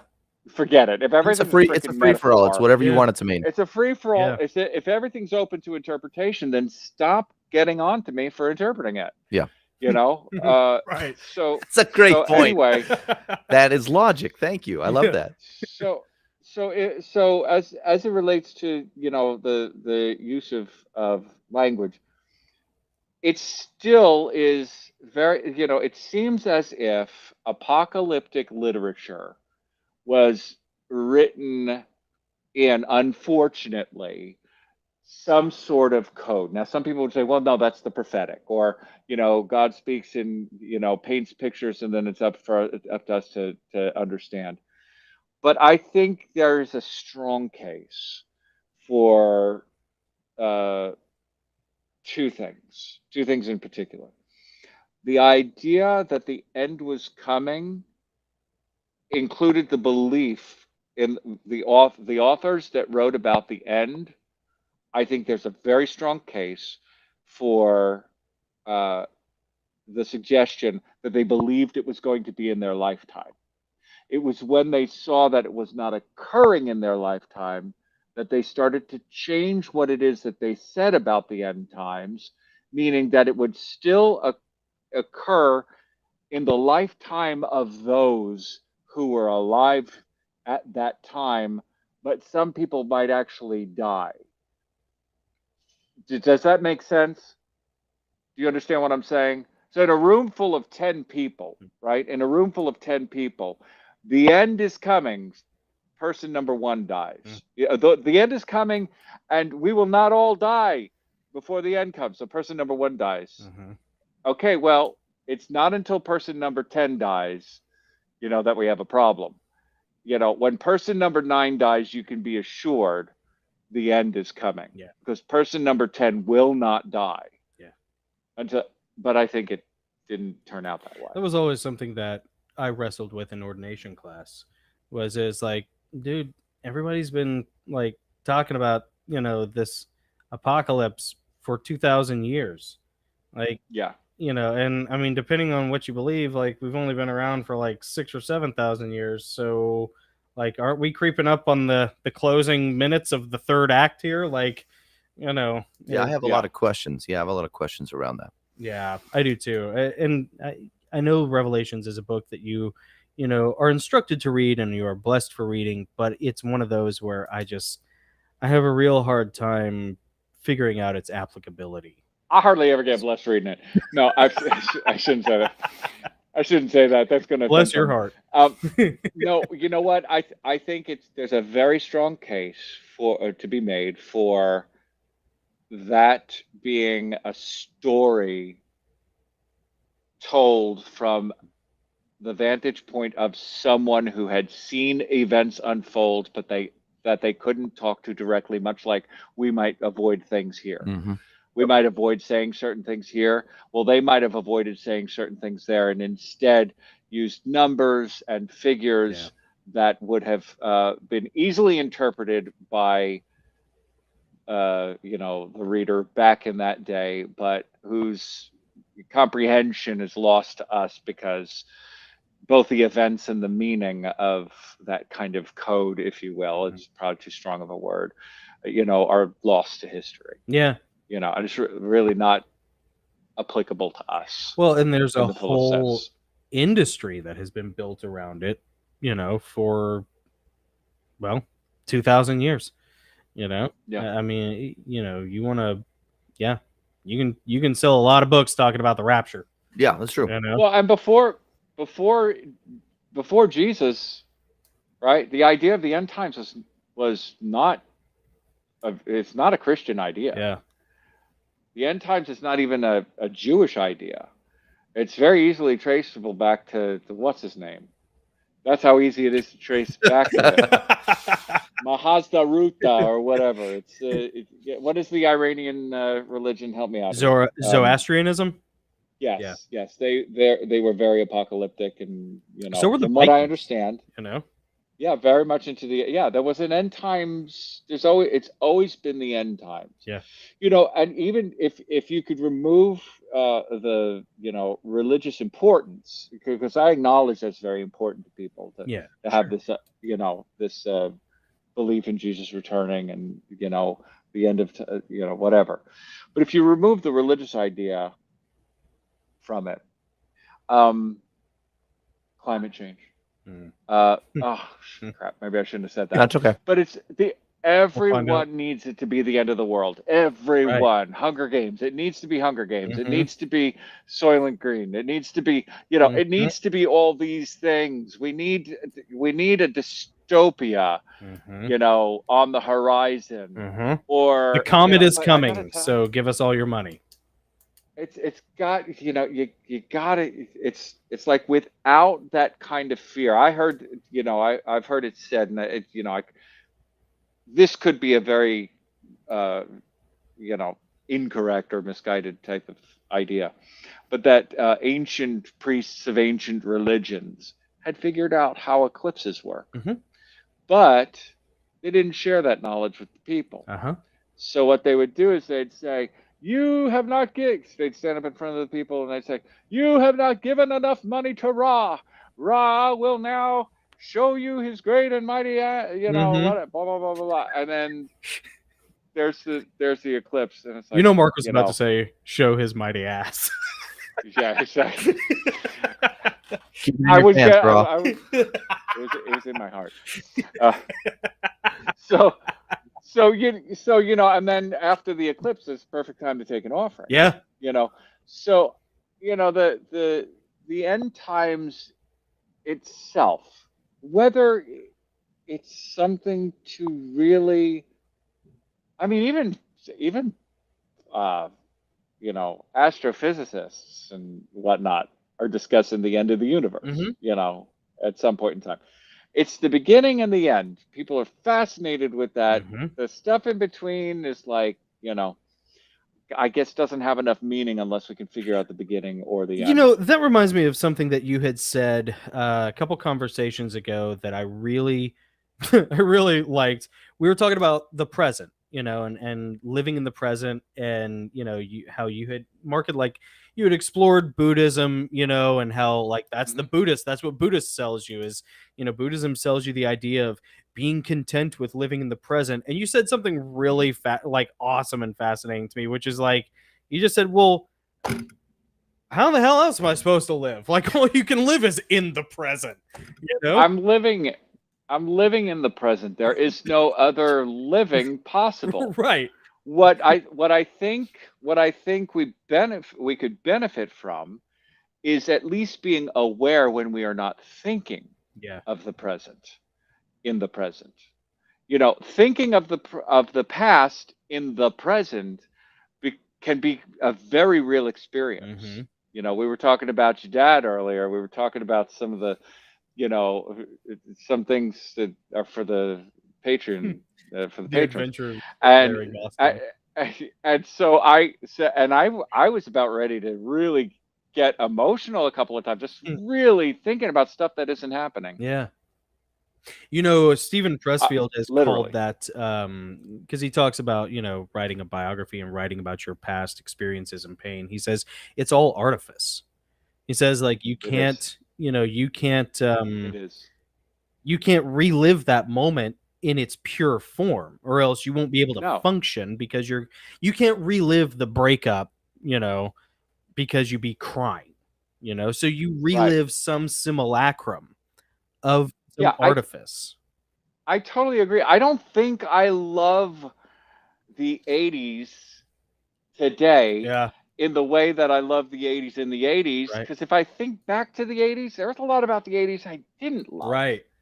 You know, there Mhm. was abuse. There was you know, there was my parents' divorce, and my, you know, I mean, so like, I love the 80s. Oh my God, I love the 80s. Well, I think I'm creating something in my head Mhm. that is a, you know, that I'm going to call the 80s, Mm-hmm. and I'm going to say I love. Mhm. But if I really sit down to analyze it, I love what I think about the 80s. Yeah.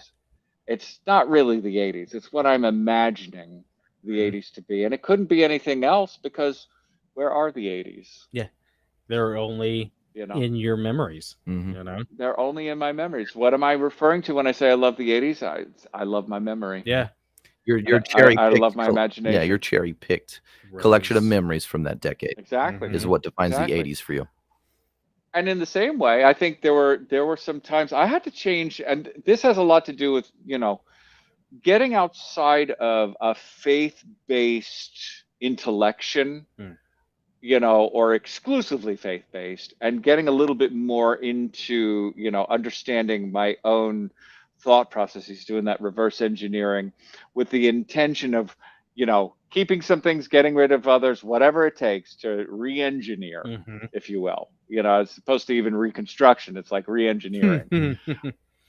You know, I would reverse engineer and then re-engineer something that I can actually, you know, work with and use for my own benefit. But you know, I think the same thing could be said for the negative. There were times in the past when I would have said, I had a rough childhood. Mm. I had it so hard. You know, it was just, you know, you kids today, uh, you don't even know. And you know, when I think of, you know, oh, you guys got to go to Disney. Well, when I was young, we didn't even have air conditioning. We didn't have this. We didn't have that. You know, whatever.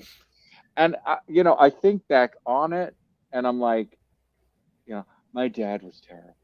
My mom, she didn't stand up to my dad. You know, I could create this whole narrative, but if I go back and I really, really think it through and put real human beings in place of the little Muppets that I've created in my head that are, you know, mom and dad or whatever, Mhm. and instead put real human beings there and really try and embrace the idea that what I'm saying is condensing 15 years to 3 seconds worth of a sentence Yeah. and a thought, you know. Um, Actually, I didn't have it so bad. Yeah. You know, I could actually make it sound worse than it was Mhm. because my imagination of it is worse than it was. Yeah. Yeah. And if my imagination of it is all that I have, of course I could go back and rewrite my imagination. There's no rules against that. But when I sit down and think about it and get real honest, did I have it as bad as I've made it sound? You know, oh, we were raised by, you know, my dad was in the army. He was a prisoner of war in World War II. He was in an internment camp in POW what do they call them? Concentration. Yeah, it was like but it was like a gulag. Yeah, it was a concentration camp, really, but not really a concentration camp. POW I think it was a camp. gulag. Yeah. I think it's called the gulag. They might not have. I can't remember. But anyway, so he was, you know, a prisoner of war. It was in the summer back in camp the for day. bad people. And that's why I have so many issues. Yeah. Yeah. Yeah. I mean, yeah, I can do that. And honestly, I understand when people say that. I don't want to diminish another person's experience. Right.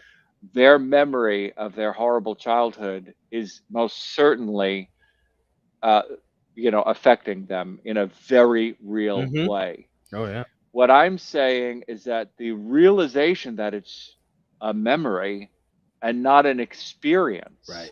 I'm experiencing my own memory. I'm not experiencing the abuse of the past. Yeah. I'm not experiencing the joys of the 80s.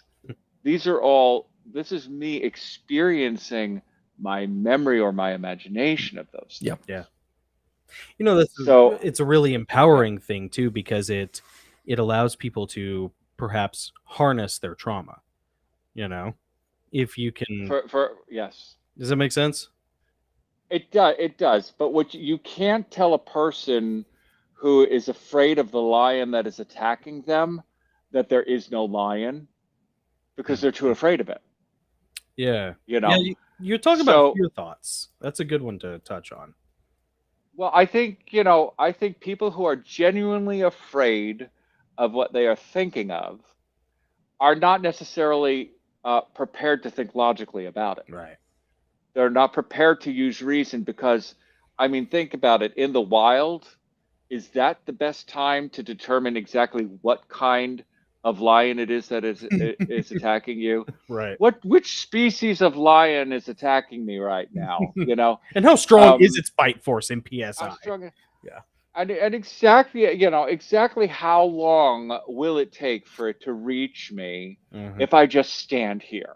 How fast can a lion actually? No, it's not the time to discuss things that are not going to assist me in surviving. Yeah.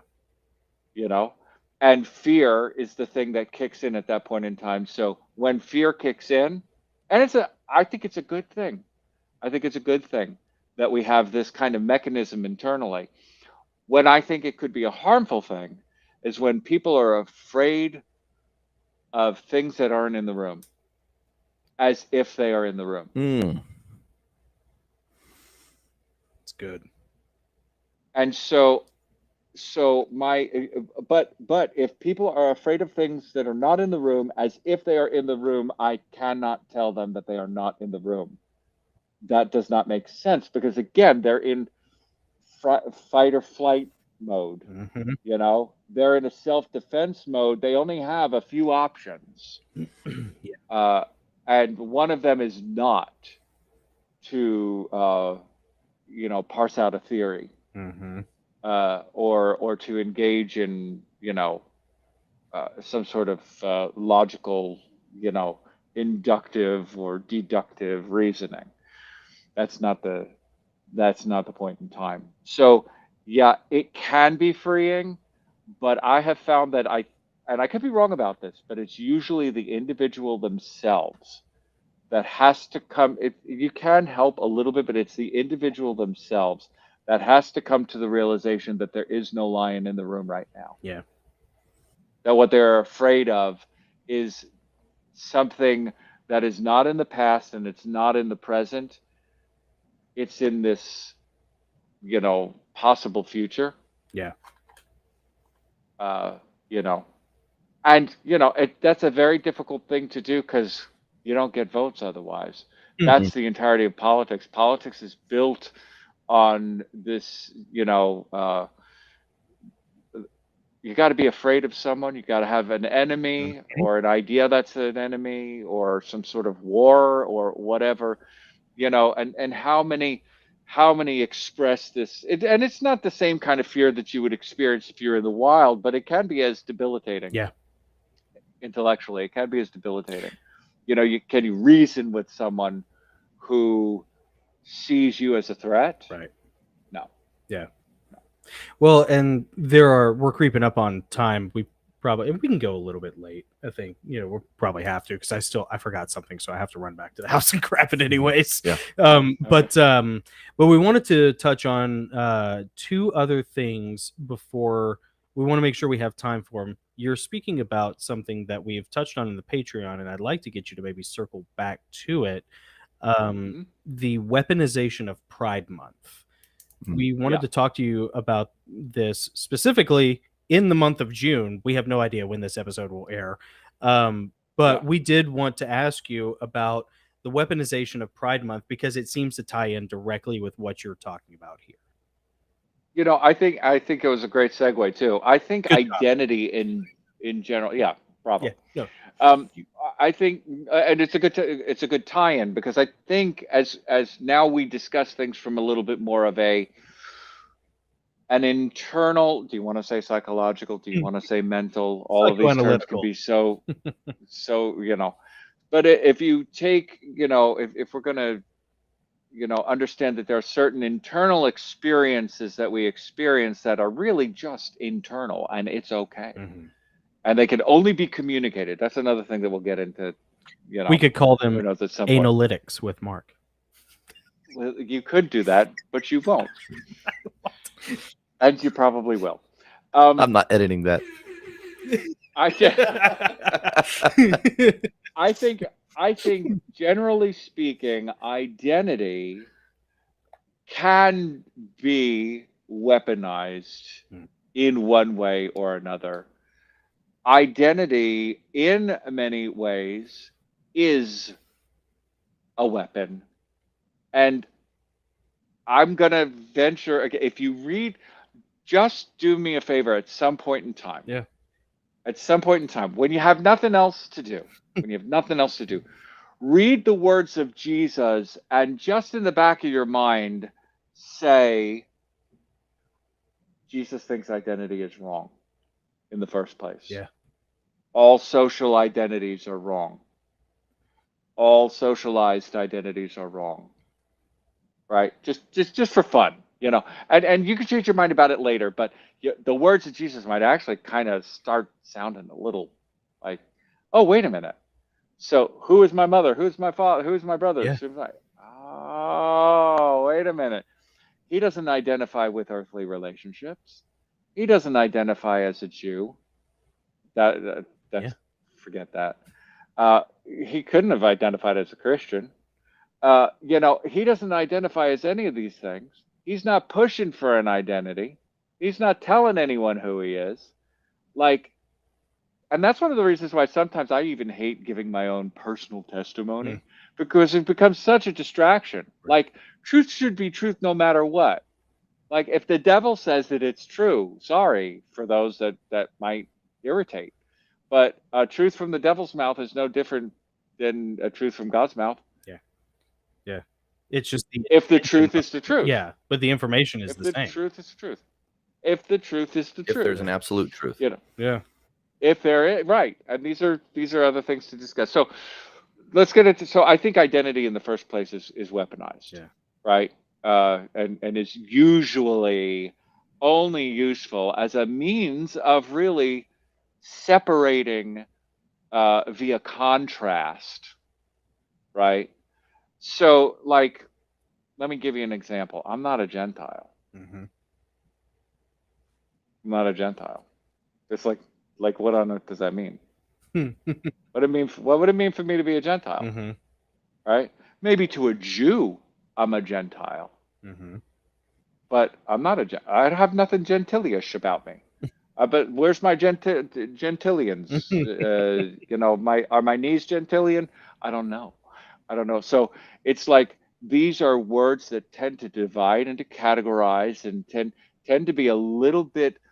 They border. I don't believe in violence of speech the way others do, but they tend to be like very, you know, in terms of thought, they're very divisive. That's the nature of identity. Yeah. It's very divisive. It is a divide and conquer application. It is. So, you know, I'm a musician, you know. Yeah. So what are you? Are you a musician? Right. You're not one of us. You know. Yeah. Okay, but if you are a musician, then what do you play? You look like a bass player. You know. You know. So now here's another division: bass player. You know. Well, yeah, you're probably a keyboardist, right? You're a pianist. You know. Been waiting to use that word. Nice. But but so how does this apply to Pride Month? I think that generally speaking, uh, the idea that we don't have enough recognition of a certain community, right? When every sitcom features somebody from the LGBTQ plus community. Every commercial tends to Mhm. have, so the idea of more representation. I mean, we got people in Congress, we got, Mhm. so the idea that we don't have enough representation doesn't really pan out.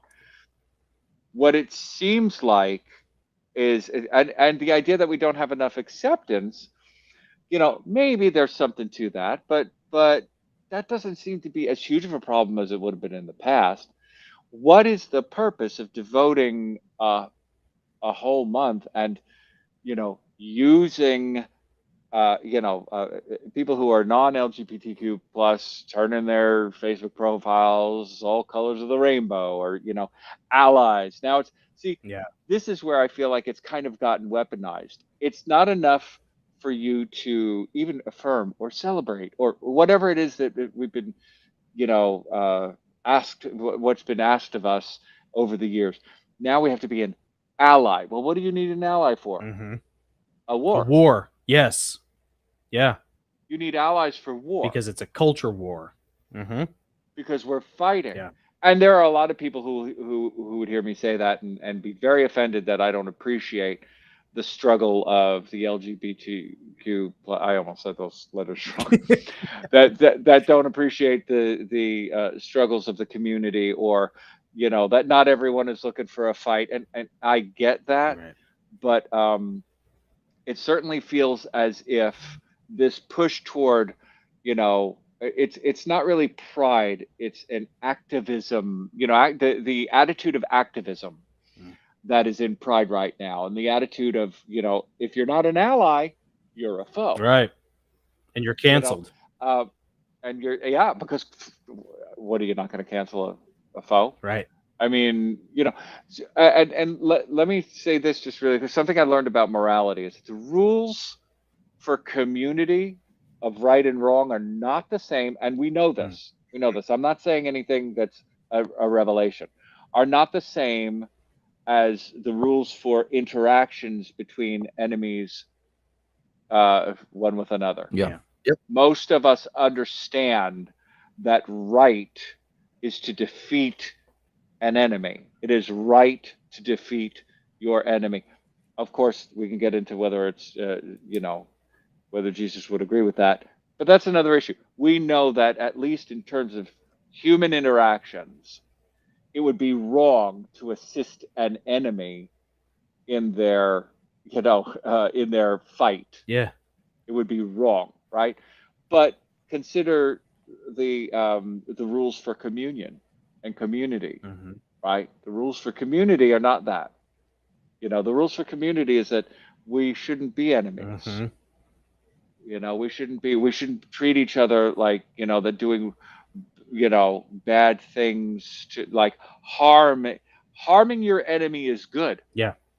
but harming your allies, that would be bad, Yeah. And it's the right? same action, I mean, but it's yeah, contextually applied. same action, but it's contextually, and that's, maybe for another day. But so I think what's happened here is I don't know if I've explained it. I can't remember exactly the full extent of our conversation, Jonathan. And if you remember anything else, bring it up to me. But I do think that, at this point in time, if the call from the celebration of Pride Month is for more activism, more allies, Mhm. then I think it's obvious it's been weaponized. In the first place, I do believe that most identities are intended for purposes that are not conducive to communion Yeah. or community. Yeah. I just do. Well, they're tribal in You know, nature. They're meant very to tribal in segregate, nature. and you know, Democrats love to do that. They love to collect this menagerie, this rogues gallery of disenfranchised Hmm. minorities amongst a vast array of sects, and then lump them all together in some rainbow coalition Give in him a order flag. Yeah, give them a flag, and in a true Marxist that's fashion, then reclaim power that they can then control using, the rainbow. because that's how you get a majority. Right. Yeah. If you get it, I mean, it's still necessary to have a majority in this, democratic republic, Mhm. right? It's still necessary to have a majority, defined differently in different contexts, but okay, it's still necessary to have a majority. Yeah. When you put pit people against each other, and their goal is to get a majority, and one group has, like, generally speaking, like, pretty much one demographic, and it's the majority. Like, what are you going to do with the rest? You got to collect all the minority groups that you can and create a majority out of it. Yeah. So this idea of fighting for the minority is actually a little bit skewed, because it's still fighting for a majority. Yeah. It's just looking to turn the minority into the majority.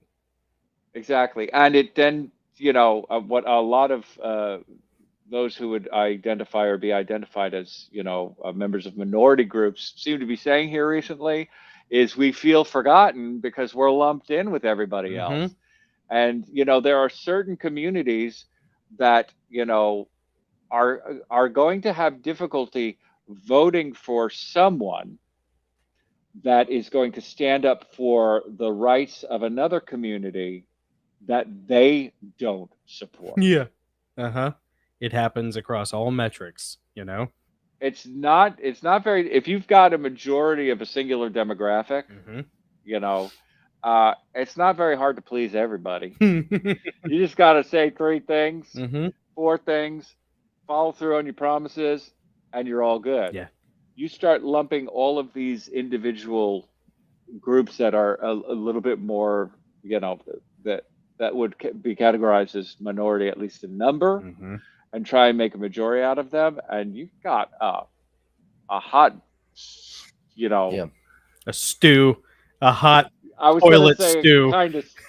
You got a hot steaming pile of goulash. Now can I prove, other than by saying ally or activism or whatever, that there's been a blatant conspiracy behind the scenes to weaponize pride? I think pride was actually a weapon in the first place. Right. Pride, the whole approach, because what was the response to being shamed? Pride. But more like flaunting. Right. More like a flaunting. So it was kind of a weapon in the first place. Yeah, it came out of the womb. Wouldn't you say? Oh yeah, it came out of the womb, the political womb, as a weapon. Yeah, because it was shame the shamers, as you were talking about in the Patreon. Yeah. Shame the shamers, and which is an offensive measure. Yeah, it is offensive. Yeah, in warlike terms. Yeah. That's a good answer. It is, and that's how I meant it. Well, all right then.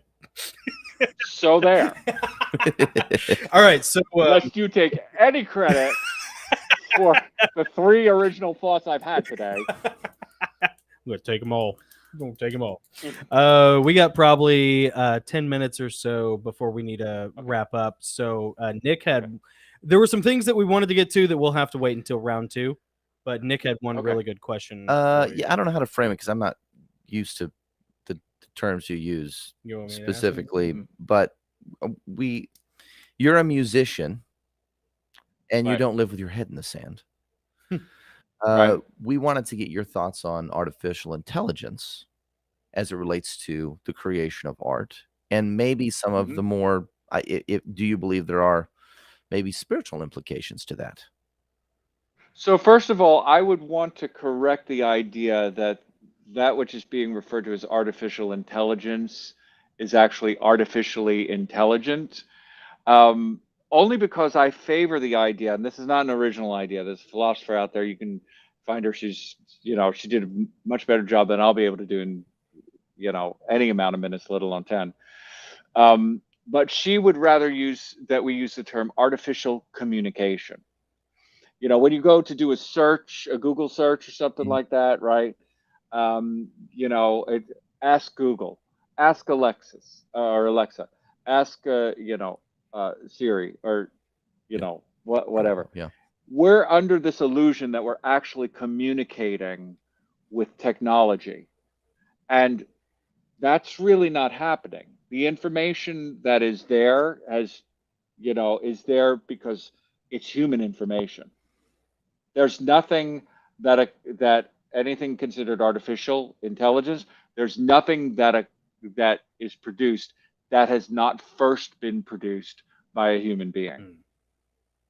Okay, so it's just a very sophisticated way of communicating, and sometimes in almost seemingly random or spontaneous fashion. And so we get this illusion that we're actually, the computer just told me that Kant was wrong, or I asked it to write a song. People who have actually dealt in it, I've done a lot of looking into this. Have you heard any of the songs that artificial intelligence is making? They're terrible. Really? They're terrible. Yeah. Oh my God, they're terrible. Have you seen some of the pictures with the people with 3 noses and all that kind of stuff? So here's the thing. I think all intelligence is artificial in the first place. So even human intelligence is artificial in the first place. It's all artifice, right? Didn't we say that earlier? So I think having anything do something for you as a means of a shortcut is definitely going to create a loss of information that would have existed between those 2 steps, right? So now you turn the stove on, you put the pan down, you take out the butter, you put it in the pan, you crack an egg, you got a fried egg, right? But imagine the day when you had to go to the chicken coop to get the egg. Imagine the day when you had to churn the butter. Imagine the day when you had to actually make the pan, and God forbid you had to start a fire, right? So I don't know any of that. I don't know how to do any of that. I don't know how to go to a chicken coop that isn't there. I don't know how to, So yes, artificial intelligence and actually the advancements of technology as it relates to the human consumption of information and this kind of ties into what it is that we've talked about. Like, so I can play a C major. There's somebody out there right now who can't play a C major, but because they have the software, that software can actually play a C major, right? Okay, that software can play it. But music in general is so incredibly novel with every performance.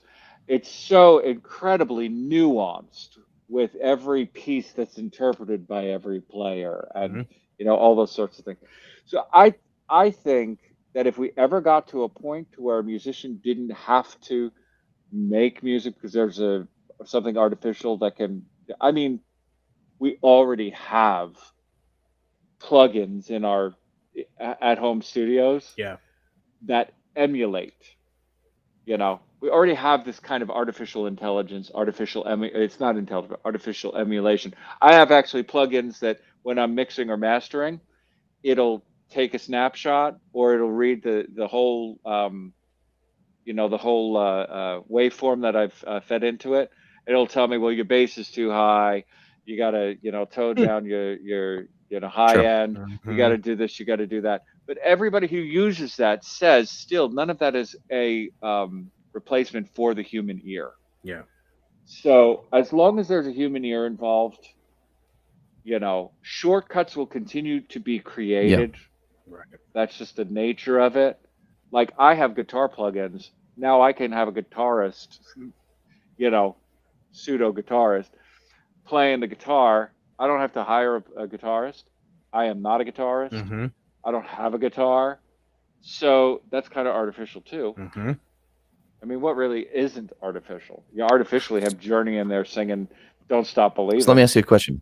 So you can play, let's say an Og9 chord, Okay. because you're a musician. Is the person who can't play an Og9 chord, who uses artificial intelligence to create an Og9 chord, they think that because they did that, they're a musician. Do you believe that they are?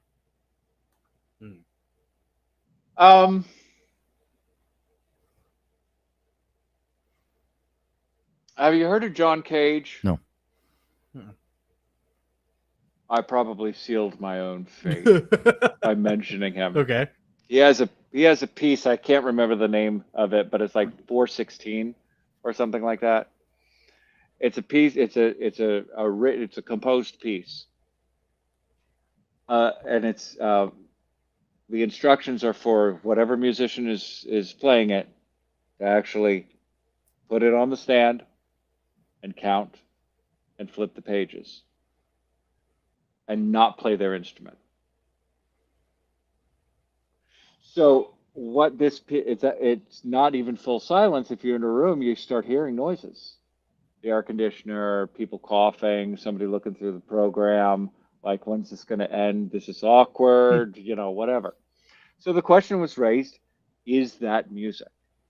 Right? And that is somewhat of a debate, because if 4.5 minutes, it's under 4.5 minutes, of rest, right, of written rests is not music, then why is one measure of rest music? Yeah.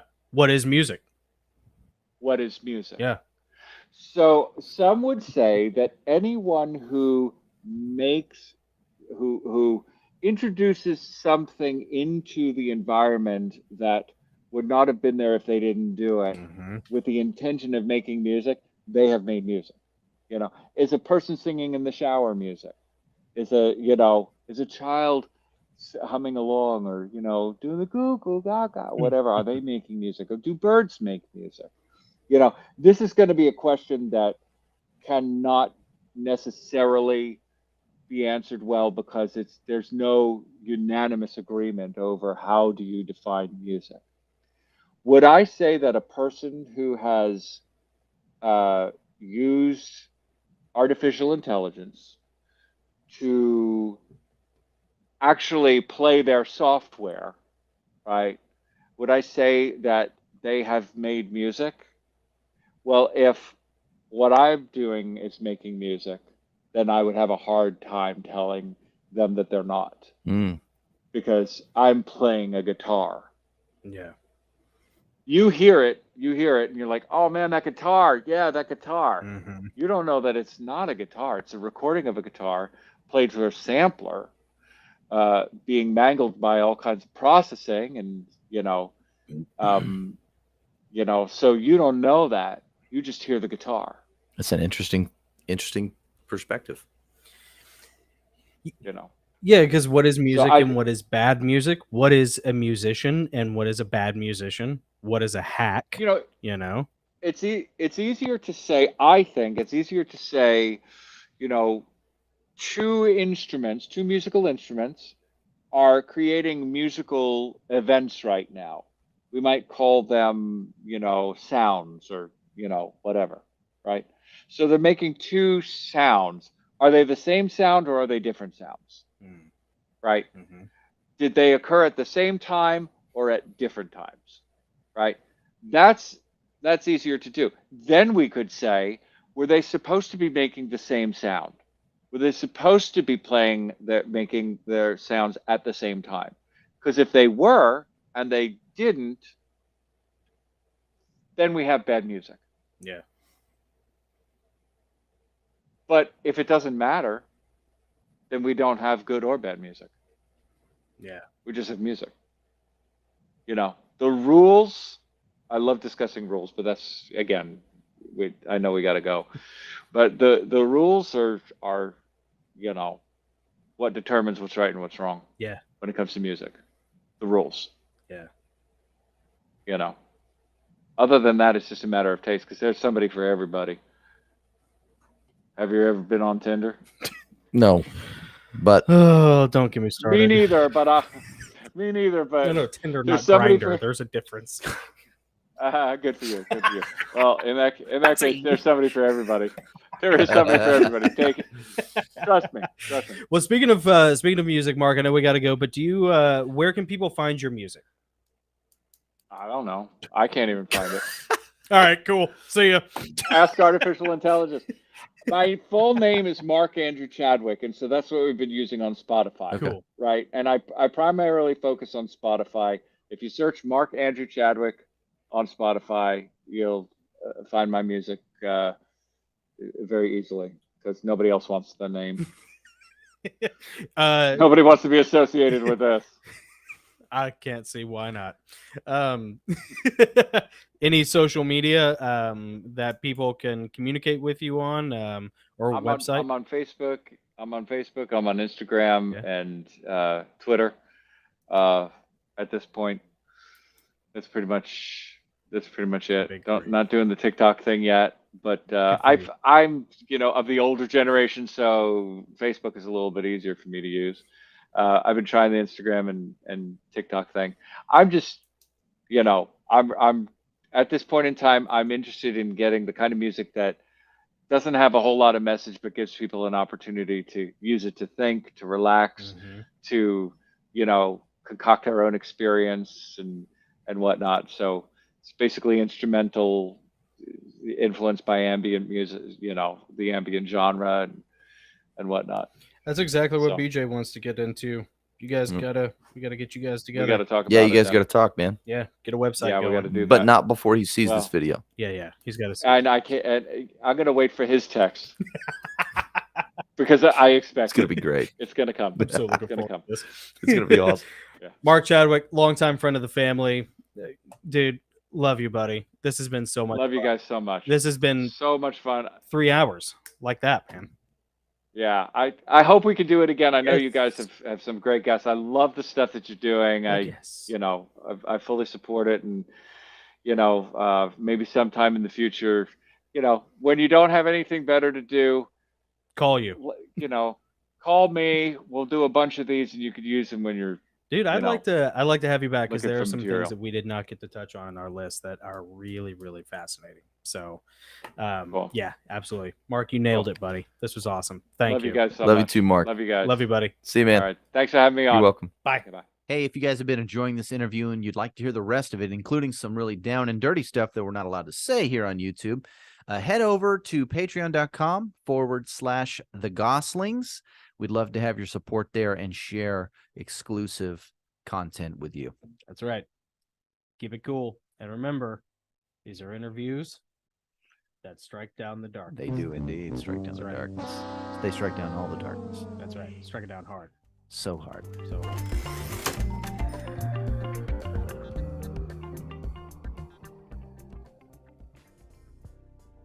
Girl, you know it. Girl, you know it. Girl, you know it.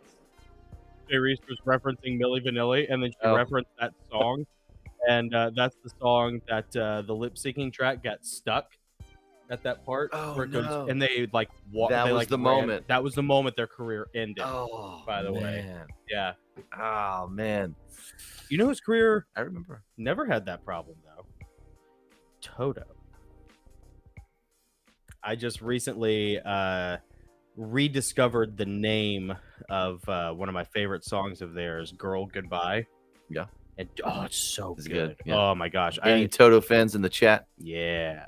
It's gotta Dude, be Toto. it's so awesome. It's like this Yeah. hard rocking, funky kind of like Living Color before Living Color, like just jam fest, dude. You just want to burn 90 miles an hour down the interstate. I used to drive back and forth to Florida listening to it in like 2014. How long did it take you to get down there? Like 2 hours. Less than it should. If I was obeying all speed laws, Of course. You know. Of course you were. yeah. The second like it Gun comes laws on. too? I obey Sure. all laws. I obey all laws. As I'm out on the run, and the devil's got my soul, and I'm looking for the Lord in New York City. Dude, it's so good.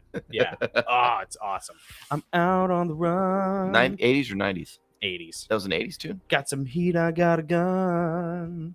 And if they don't find He's me got a good voice, doesn't he? soon, it'll be a damn pity. Dude, Girl Goodbye by Toto. It is so rocking. It is awesome. Yeah. Anyways, dude, we had such a great time with Mark. Mark was in the chat, and he was participating in our schizoroid chat. That was everybody's all over the place, but everybody was having fun. Yeah, it's so it was fun. really cool, man. You know, it was awesome. We really appreciate Mark being here in the chat. It was his idea, actually. He beat me to it. He Awesome. asked me earlier today. It's always the best, when the guest comes back and they spend some time with you guys. I mean, that's awesome. I mean, they spent Mark spent like 3 hours with us on Sunday doing the interview, and then for him to take another 2 hours and jump on the chat and interact with you guys too. I mean, that's cool. That's really cool. We like that a lot. Yep. And the great thing about Mark, like I was talking earlier about how religion provides answer and orders. That's not religion's fault. That's not the Bible's fault. That's not God's fault. I think that's a human need, but maybe a human flaw that we maybe overuse or overemploy. I think we religion overemploy it. Yeah. In order to attain that need. Yeah. To fulfill that need. Answers are good, but like you say, the wise man asks the right questions. Yeah, it's about asking good questions. And you can change Mark's mind, I mean, Mark, I'm going to change his mind on AI. Oh, yeah. Oh, Mark, we're going to talk. I got some stuff I got to share with you. You're about to get your AI bell rung, buddy.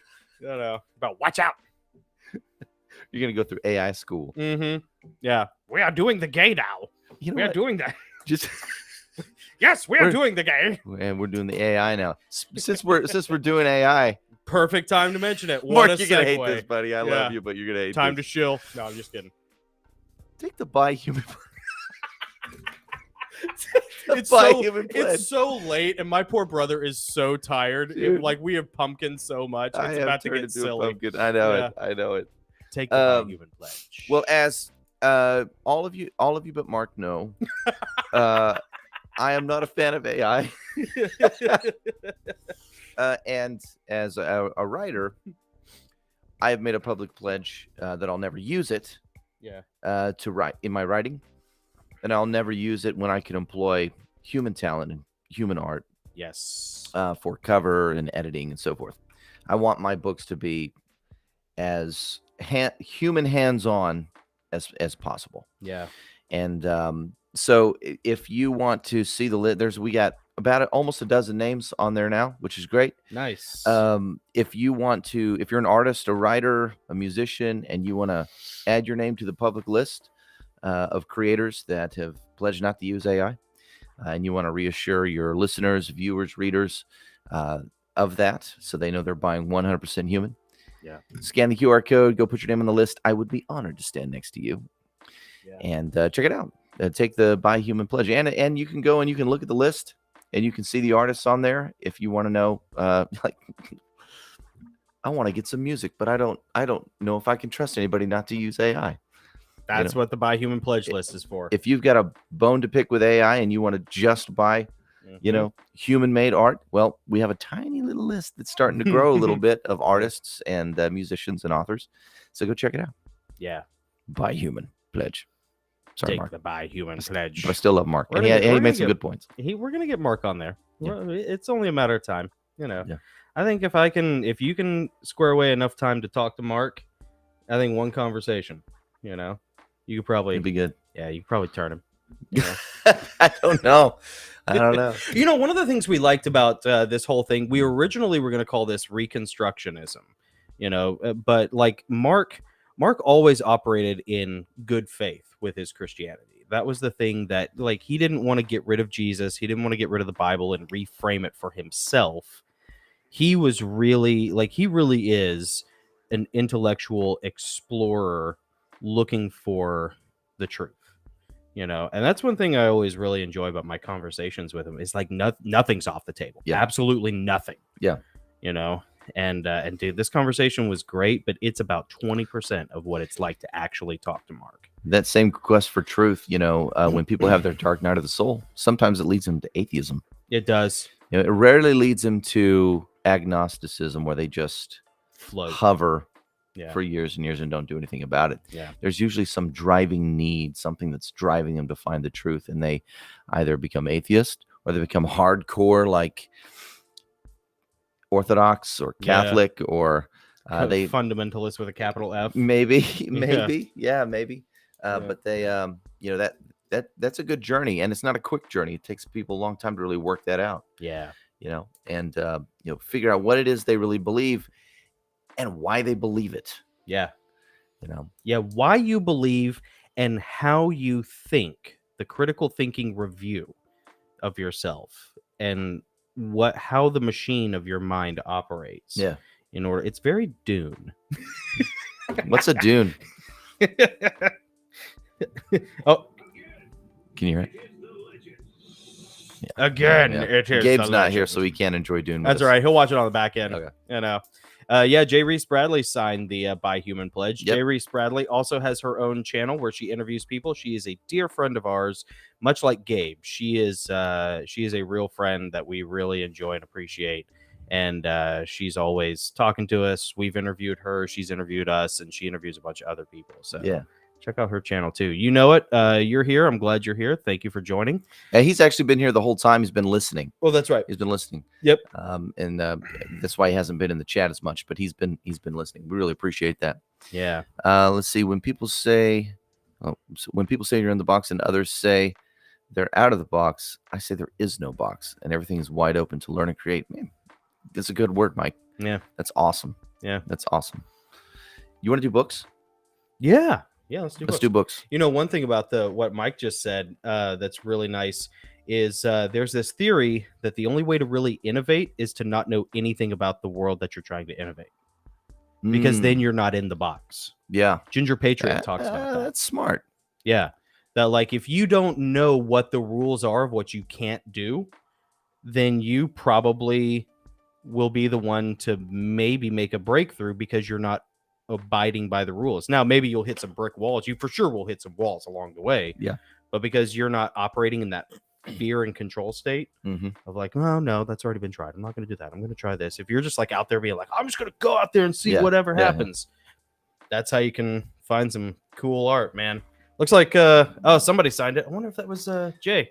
Yeah, somebody signed it. No, she was the first one to put her name on it. Oh, nice. Yeah. Maybe it was Mark. Maybe. You want one of your books? Oh, yeah. Grab Henry Halfman. That's great. Yeah, thank you. Awesome. Thank you. I forgot to do that. Cool. All right. So, books. Yes. Let's talk books. Let's start with yours.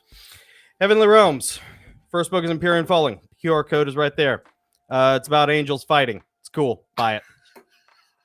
No, I'm just kidding. So it's a 7-novel series about the wars between the angels. Empyrean Falling, which is on your screen right now, is the QR code's right there. It is the first of a 7-novel series. All 7 novels have been written, so don't worry. I'm not going to pull a George R. R. Martin for you and never finish the last book. It's all done. It's just a matter of editing and publishing the last book. And they're great.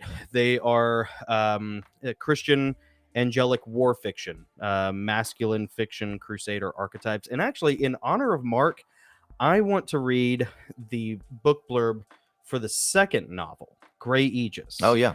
Because this one is a redemption story that, dude, like, as much as Mark challenges people, yep, the subject of this one was like a real galvanizing thing in my peer group.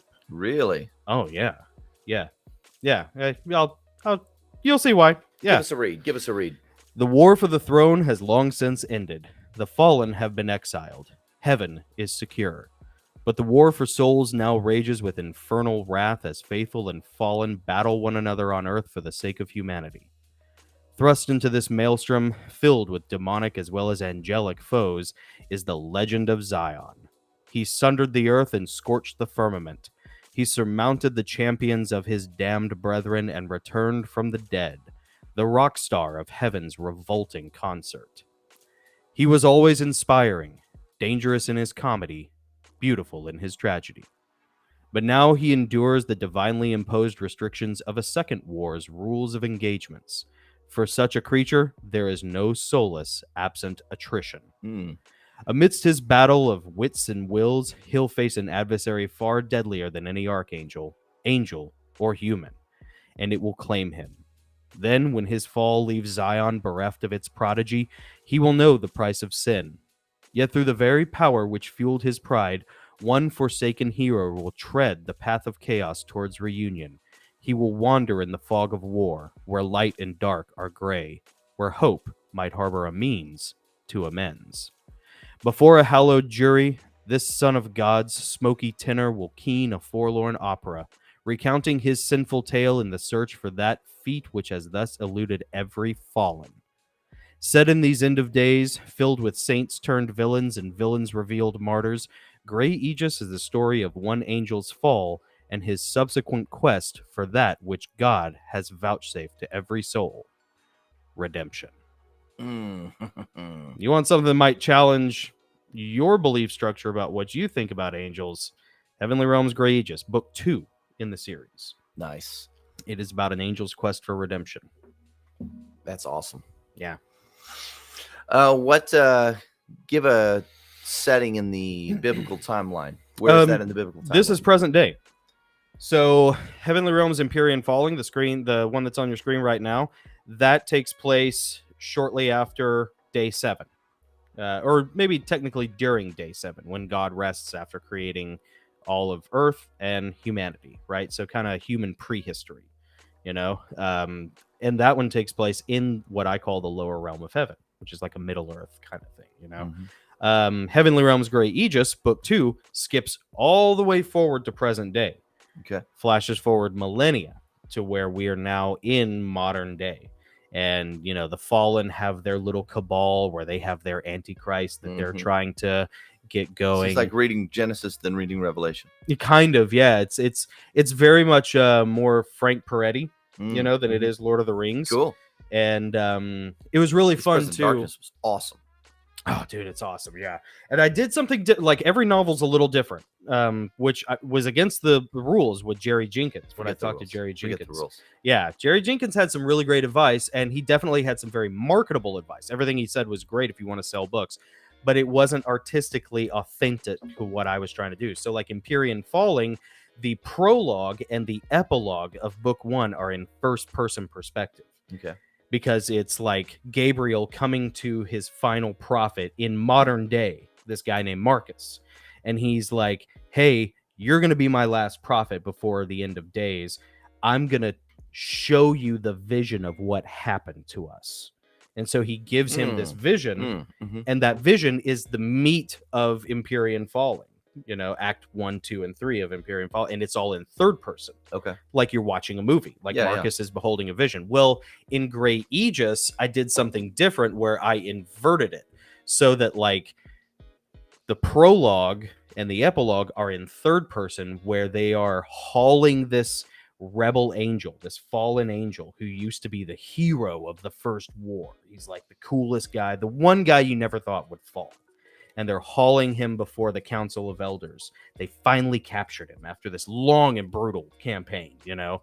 He's their prisoner, and he's now put before the jury of the Council of Elders, and he's supposed to sort of sing his swan song and give his testimony as to what happened. He has to give his account. Yep. And so the meat of the story in between the prologue and the epilogue are him, first-person perspective, recounting all.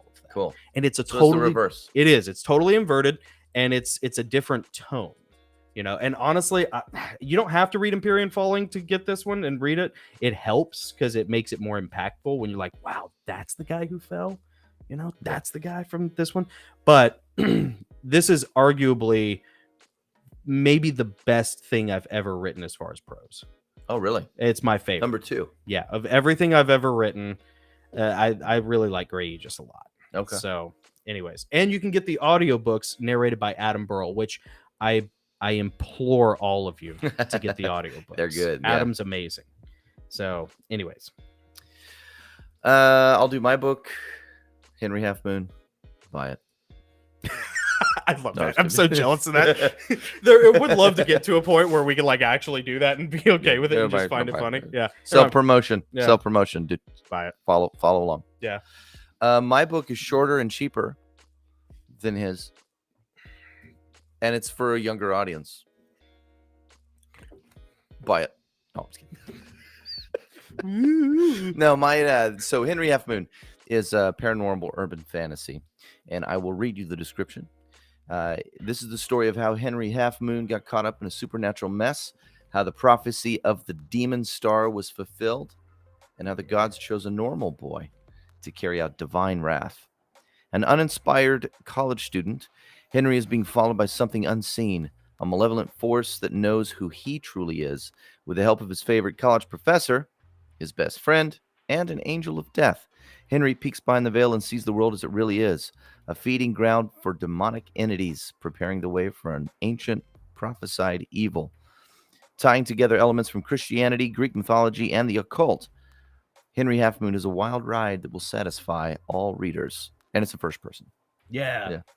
It is honestly my favorite thing that you've written. It was my favorite thing to write. Really? Yeah. You really took to that like a fish to water. It was man. fun. It was I was really, really excited when I've always been excited to be on the ground level of your writing process. That's kind of how we got started, actually. The Gosslings started on Sunday nights as like Nick and I's little private writers group where we would hang out and talk about each other's books and our story ideas and stuff. And it kind of turned into this eventually, which is like, talk about Lord works in mysterious ways. Yeah, really. But this was my favorite book to like brainstorm and talk about ideas with Nick about. This book was so cool. The things that he did with this story where I was really impressed, man.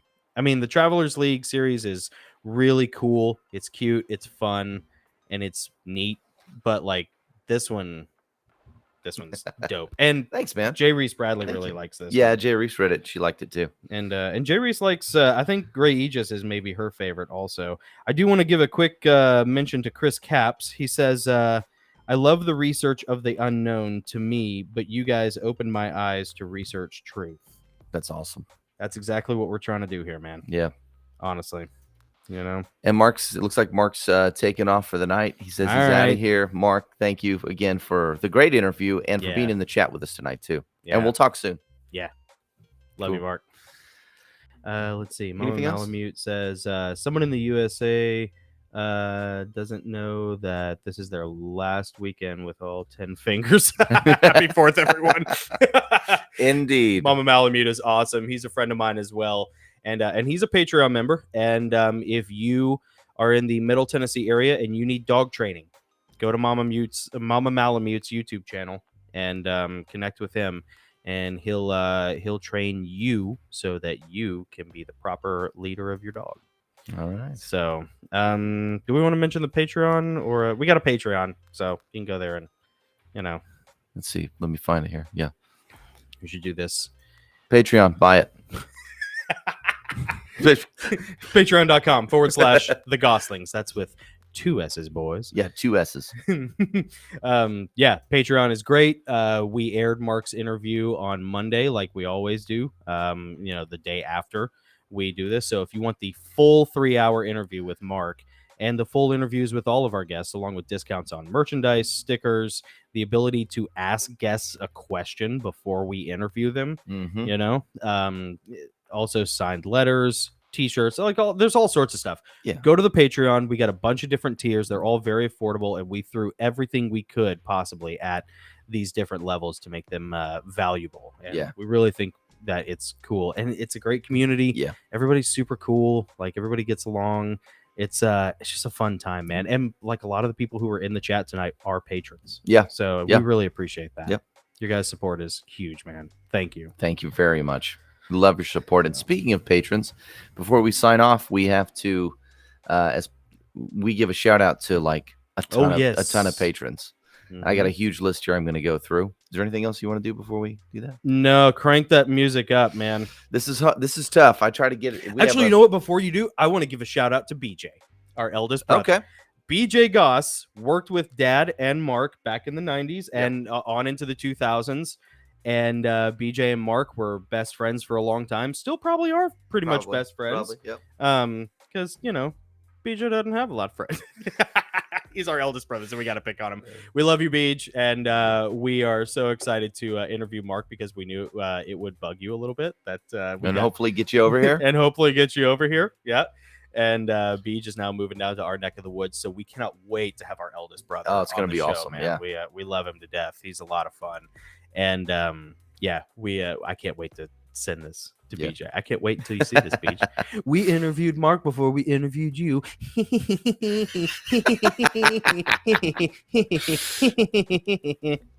All right, I'm done. Okay. hit the music. You ready? Crank it up too, because it didn't come through a wasn't lot that last time. Okay, yeah, let's see. I'm gonna max out on that. Or... I think I'm maxed out on it. I think this will work. Yeah, go ahead and hit it. Which one is it? This one? Yeah, that one. All right, here we go. Patron shout out time, starting with our Hemingway level patrons. No, excuse me. We got to start with our Pressfield level patrons. Pressfield, baby. Absolutely. The generous support of Joanna and Lisa. Thank you so much. Hemingway level patrons, the backbone of the Goslings.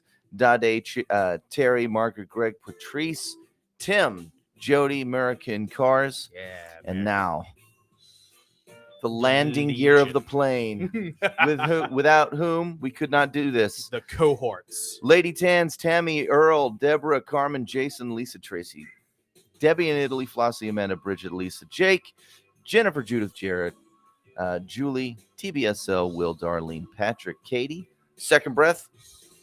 I'm doing all of them tonight.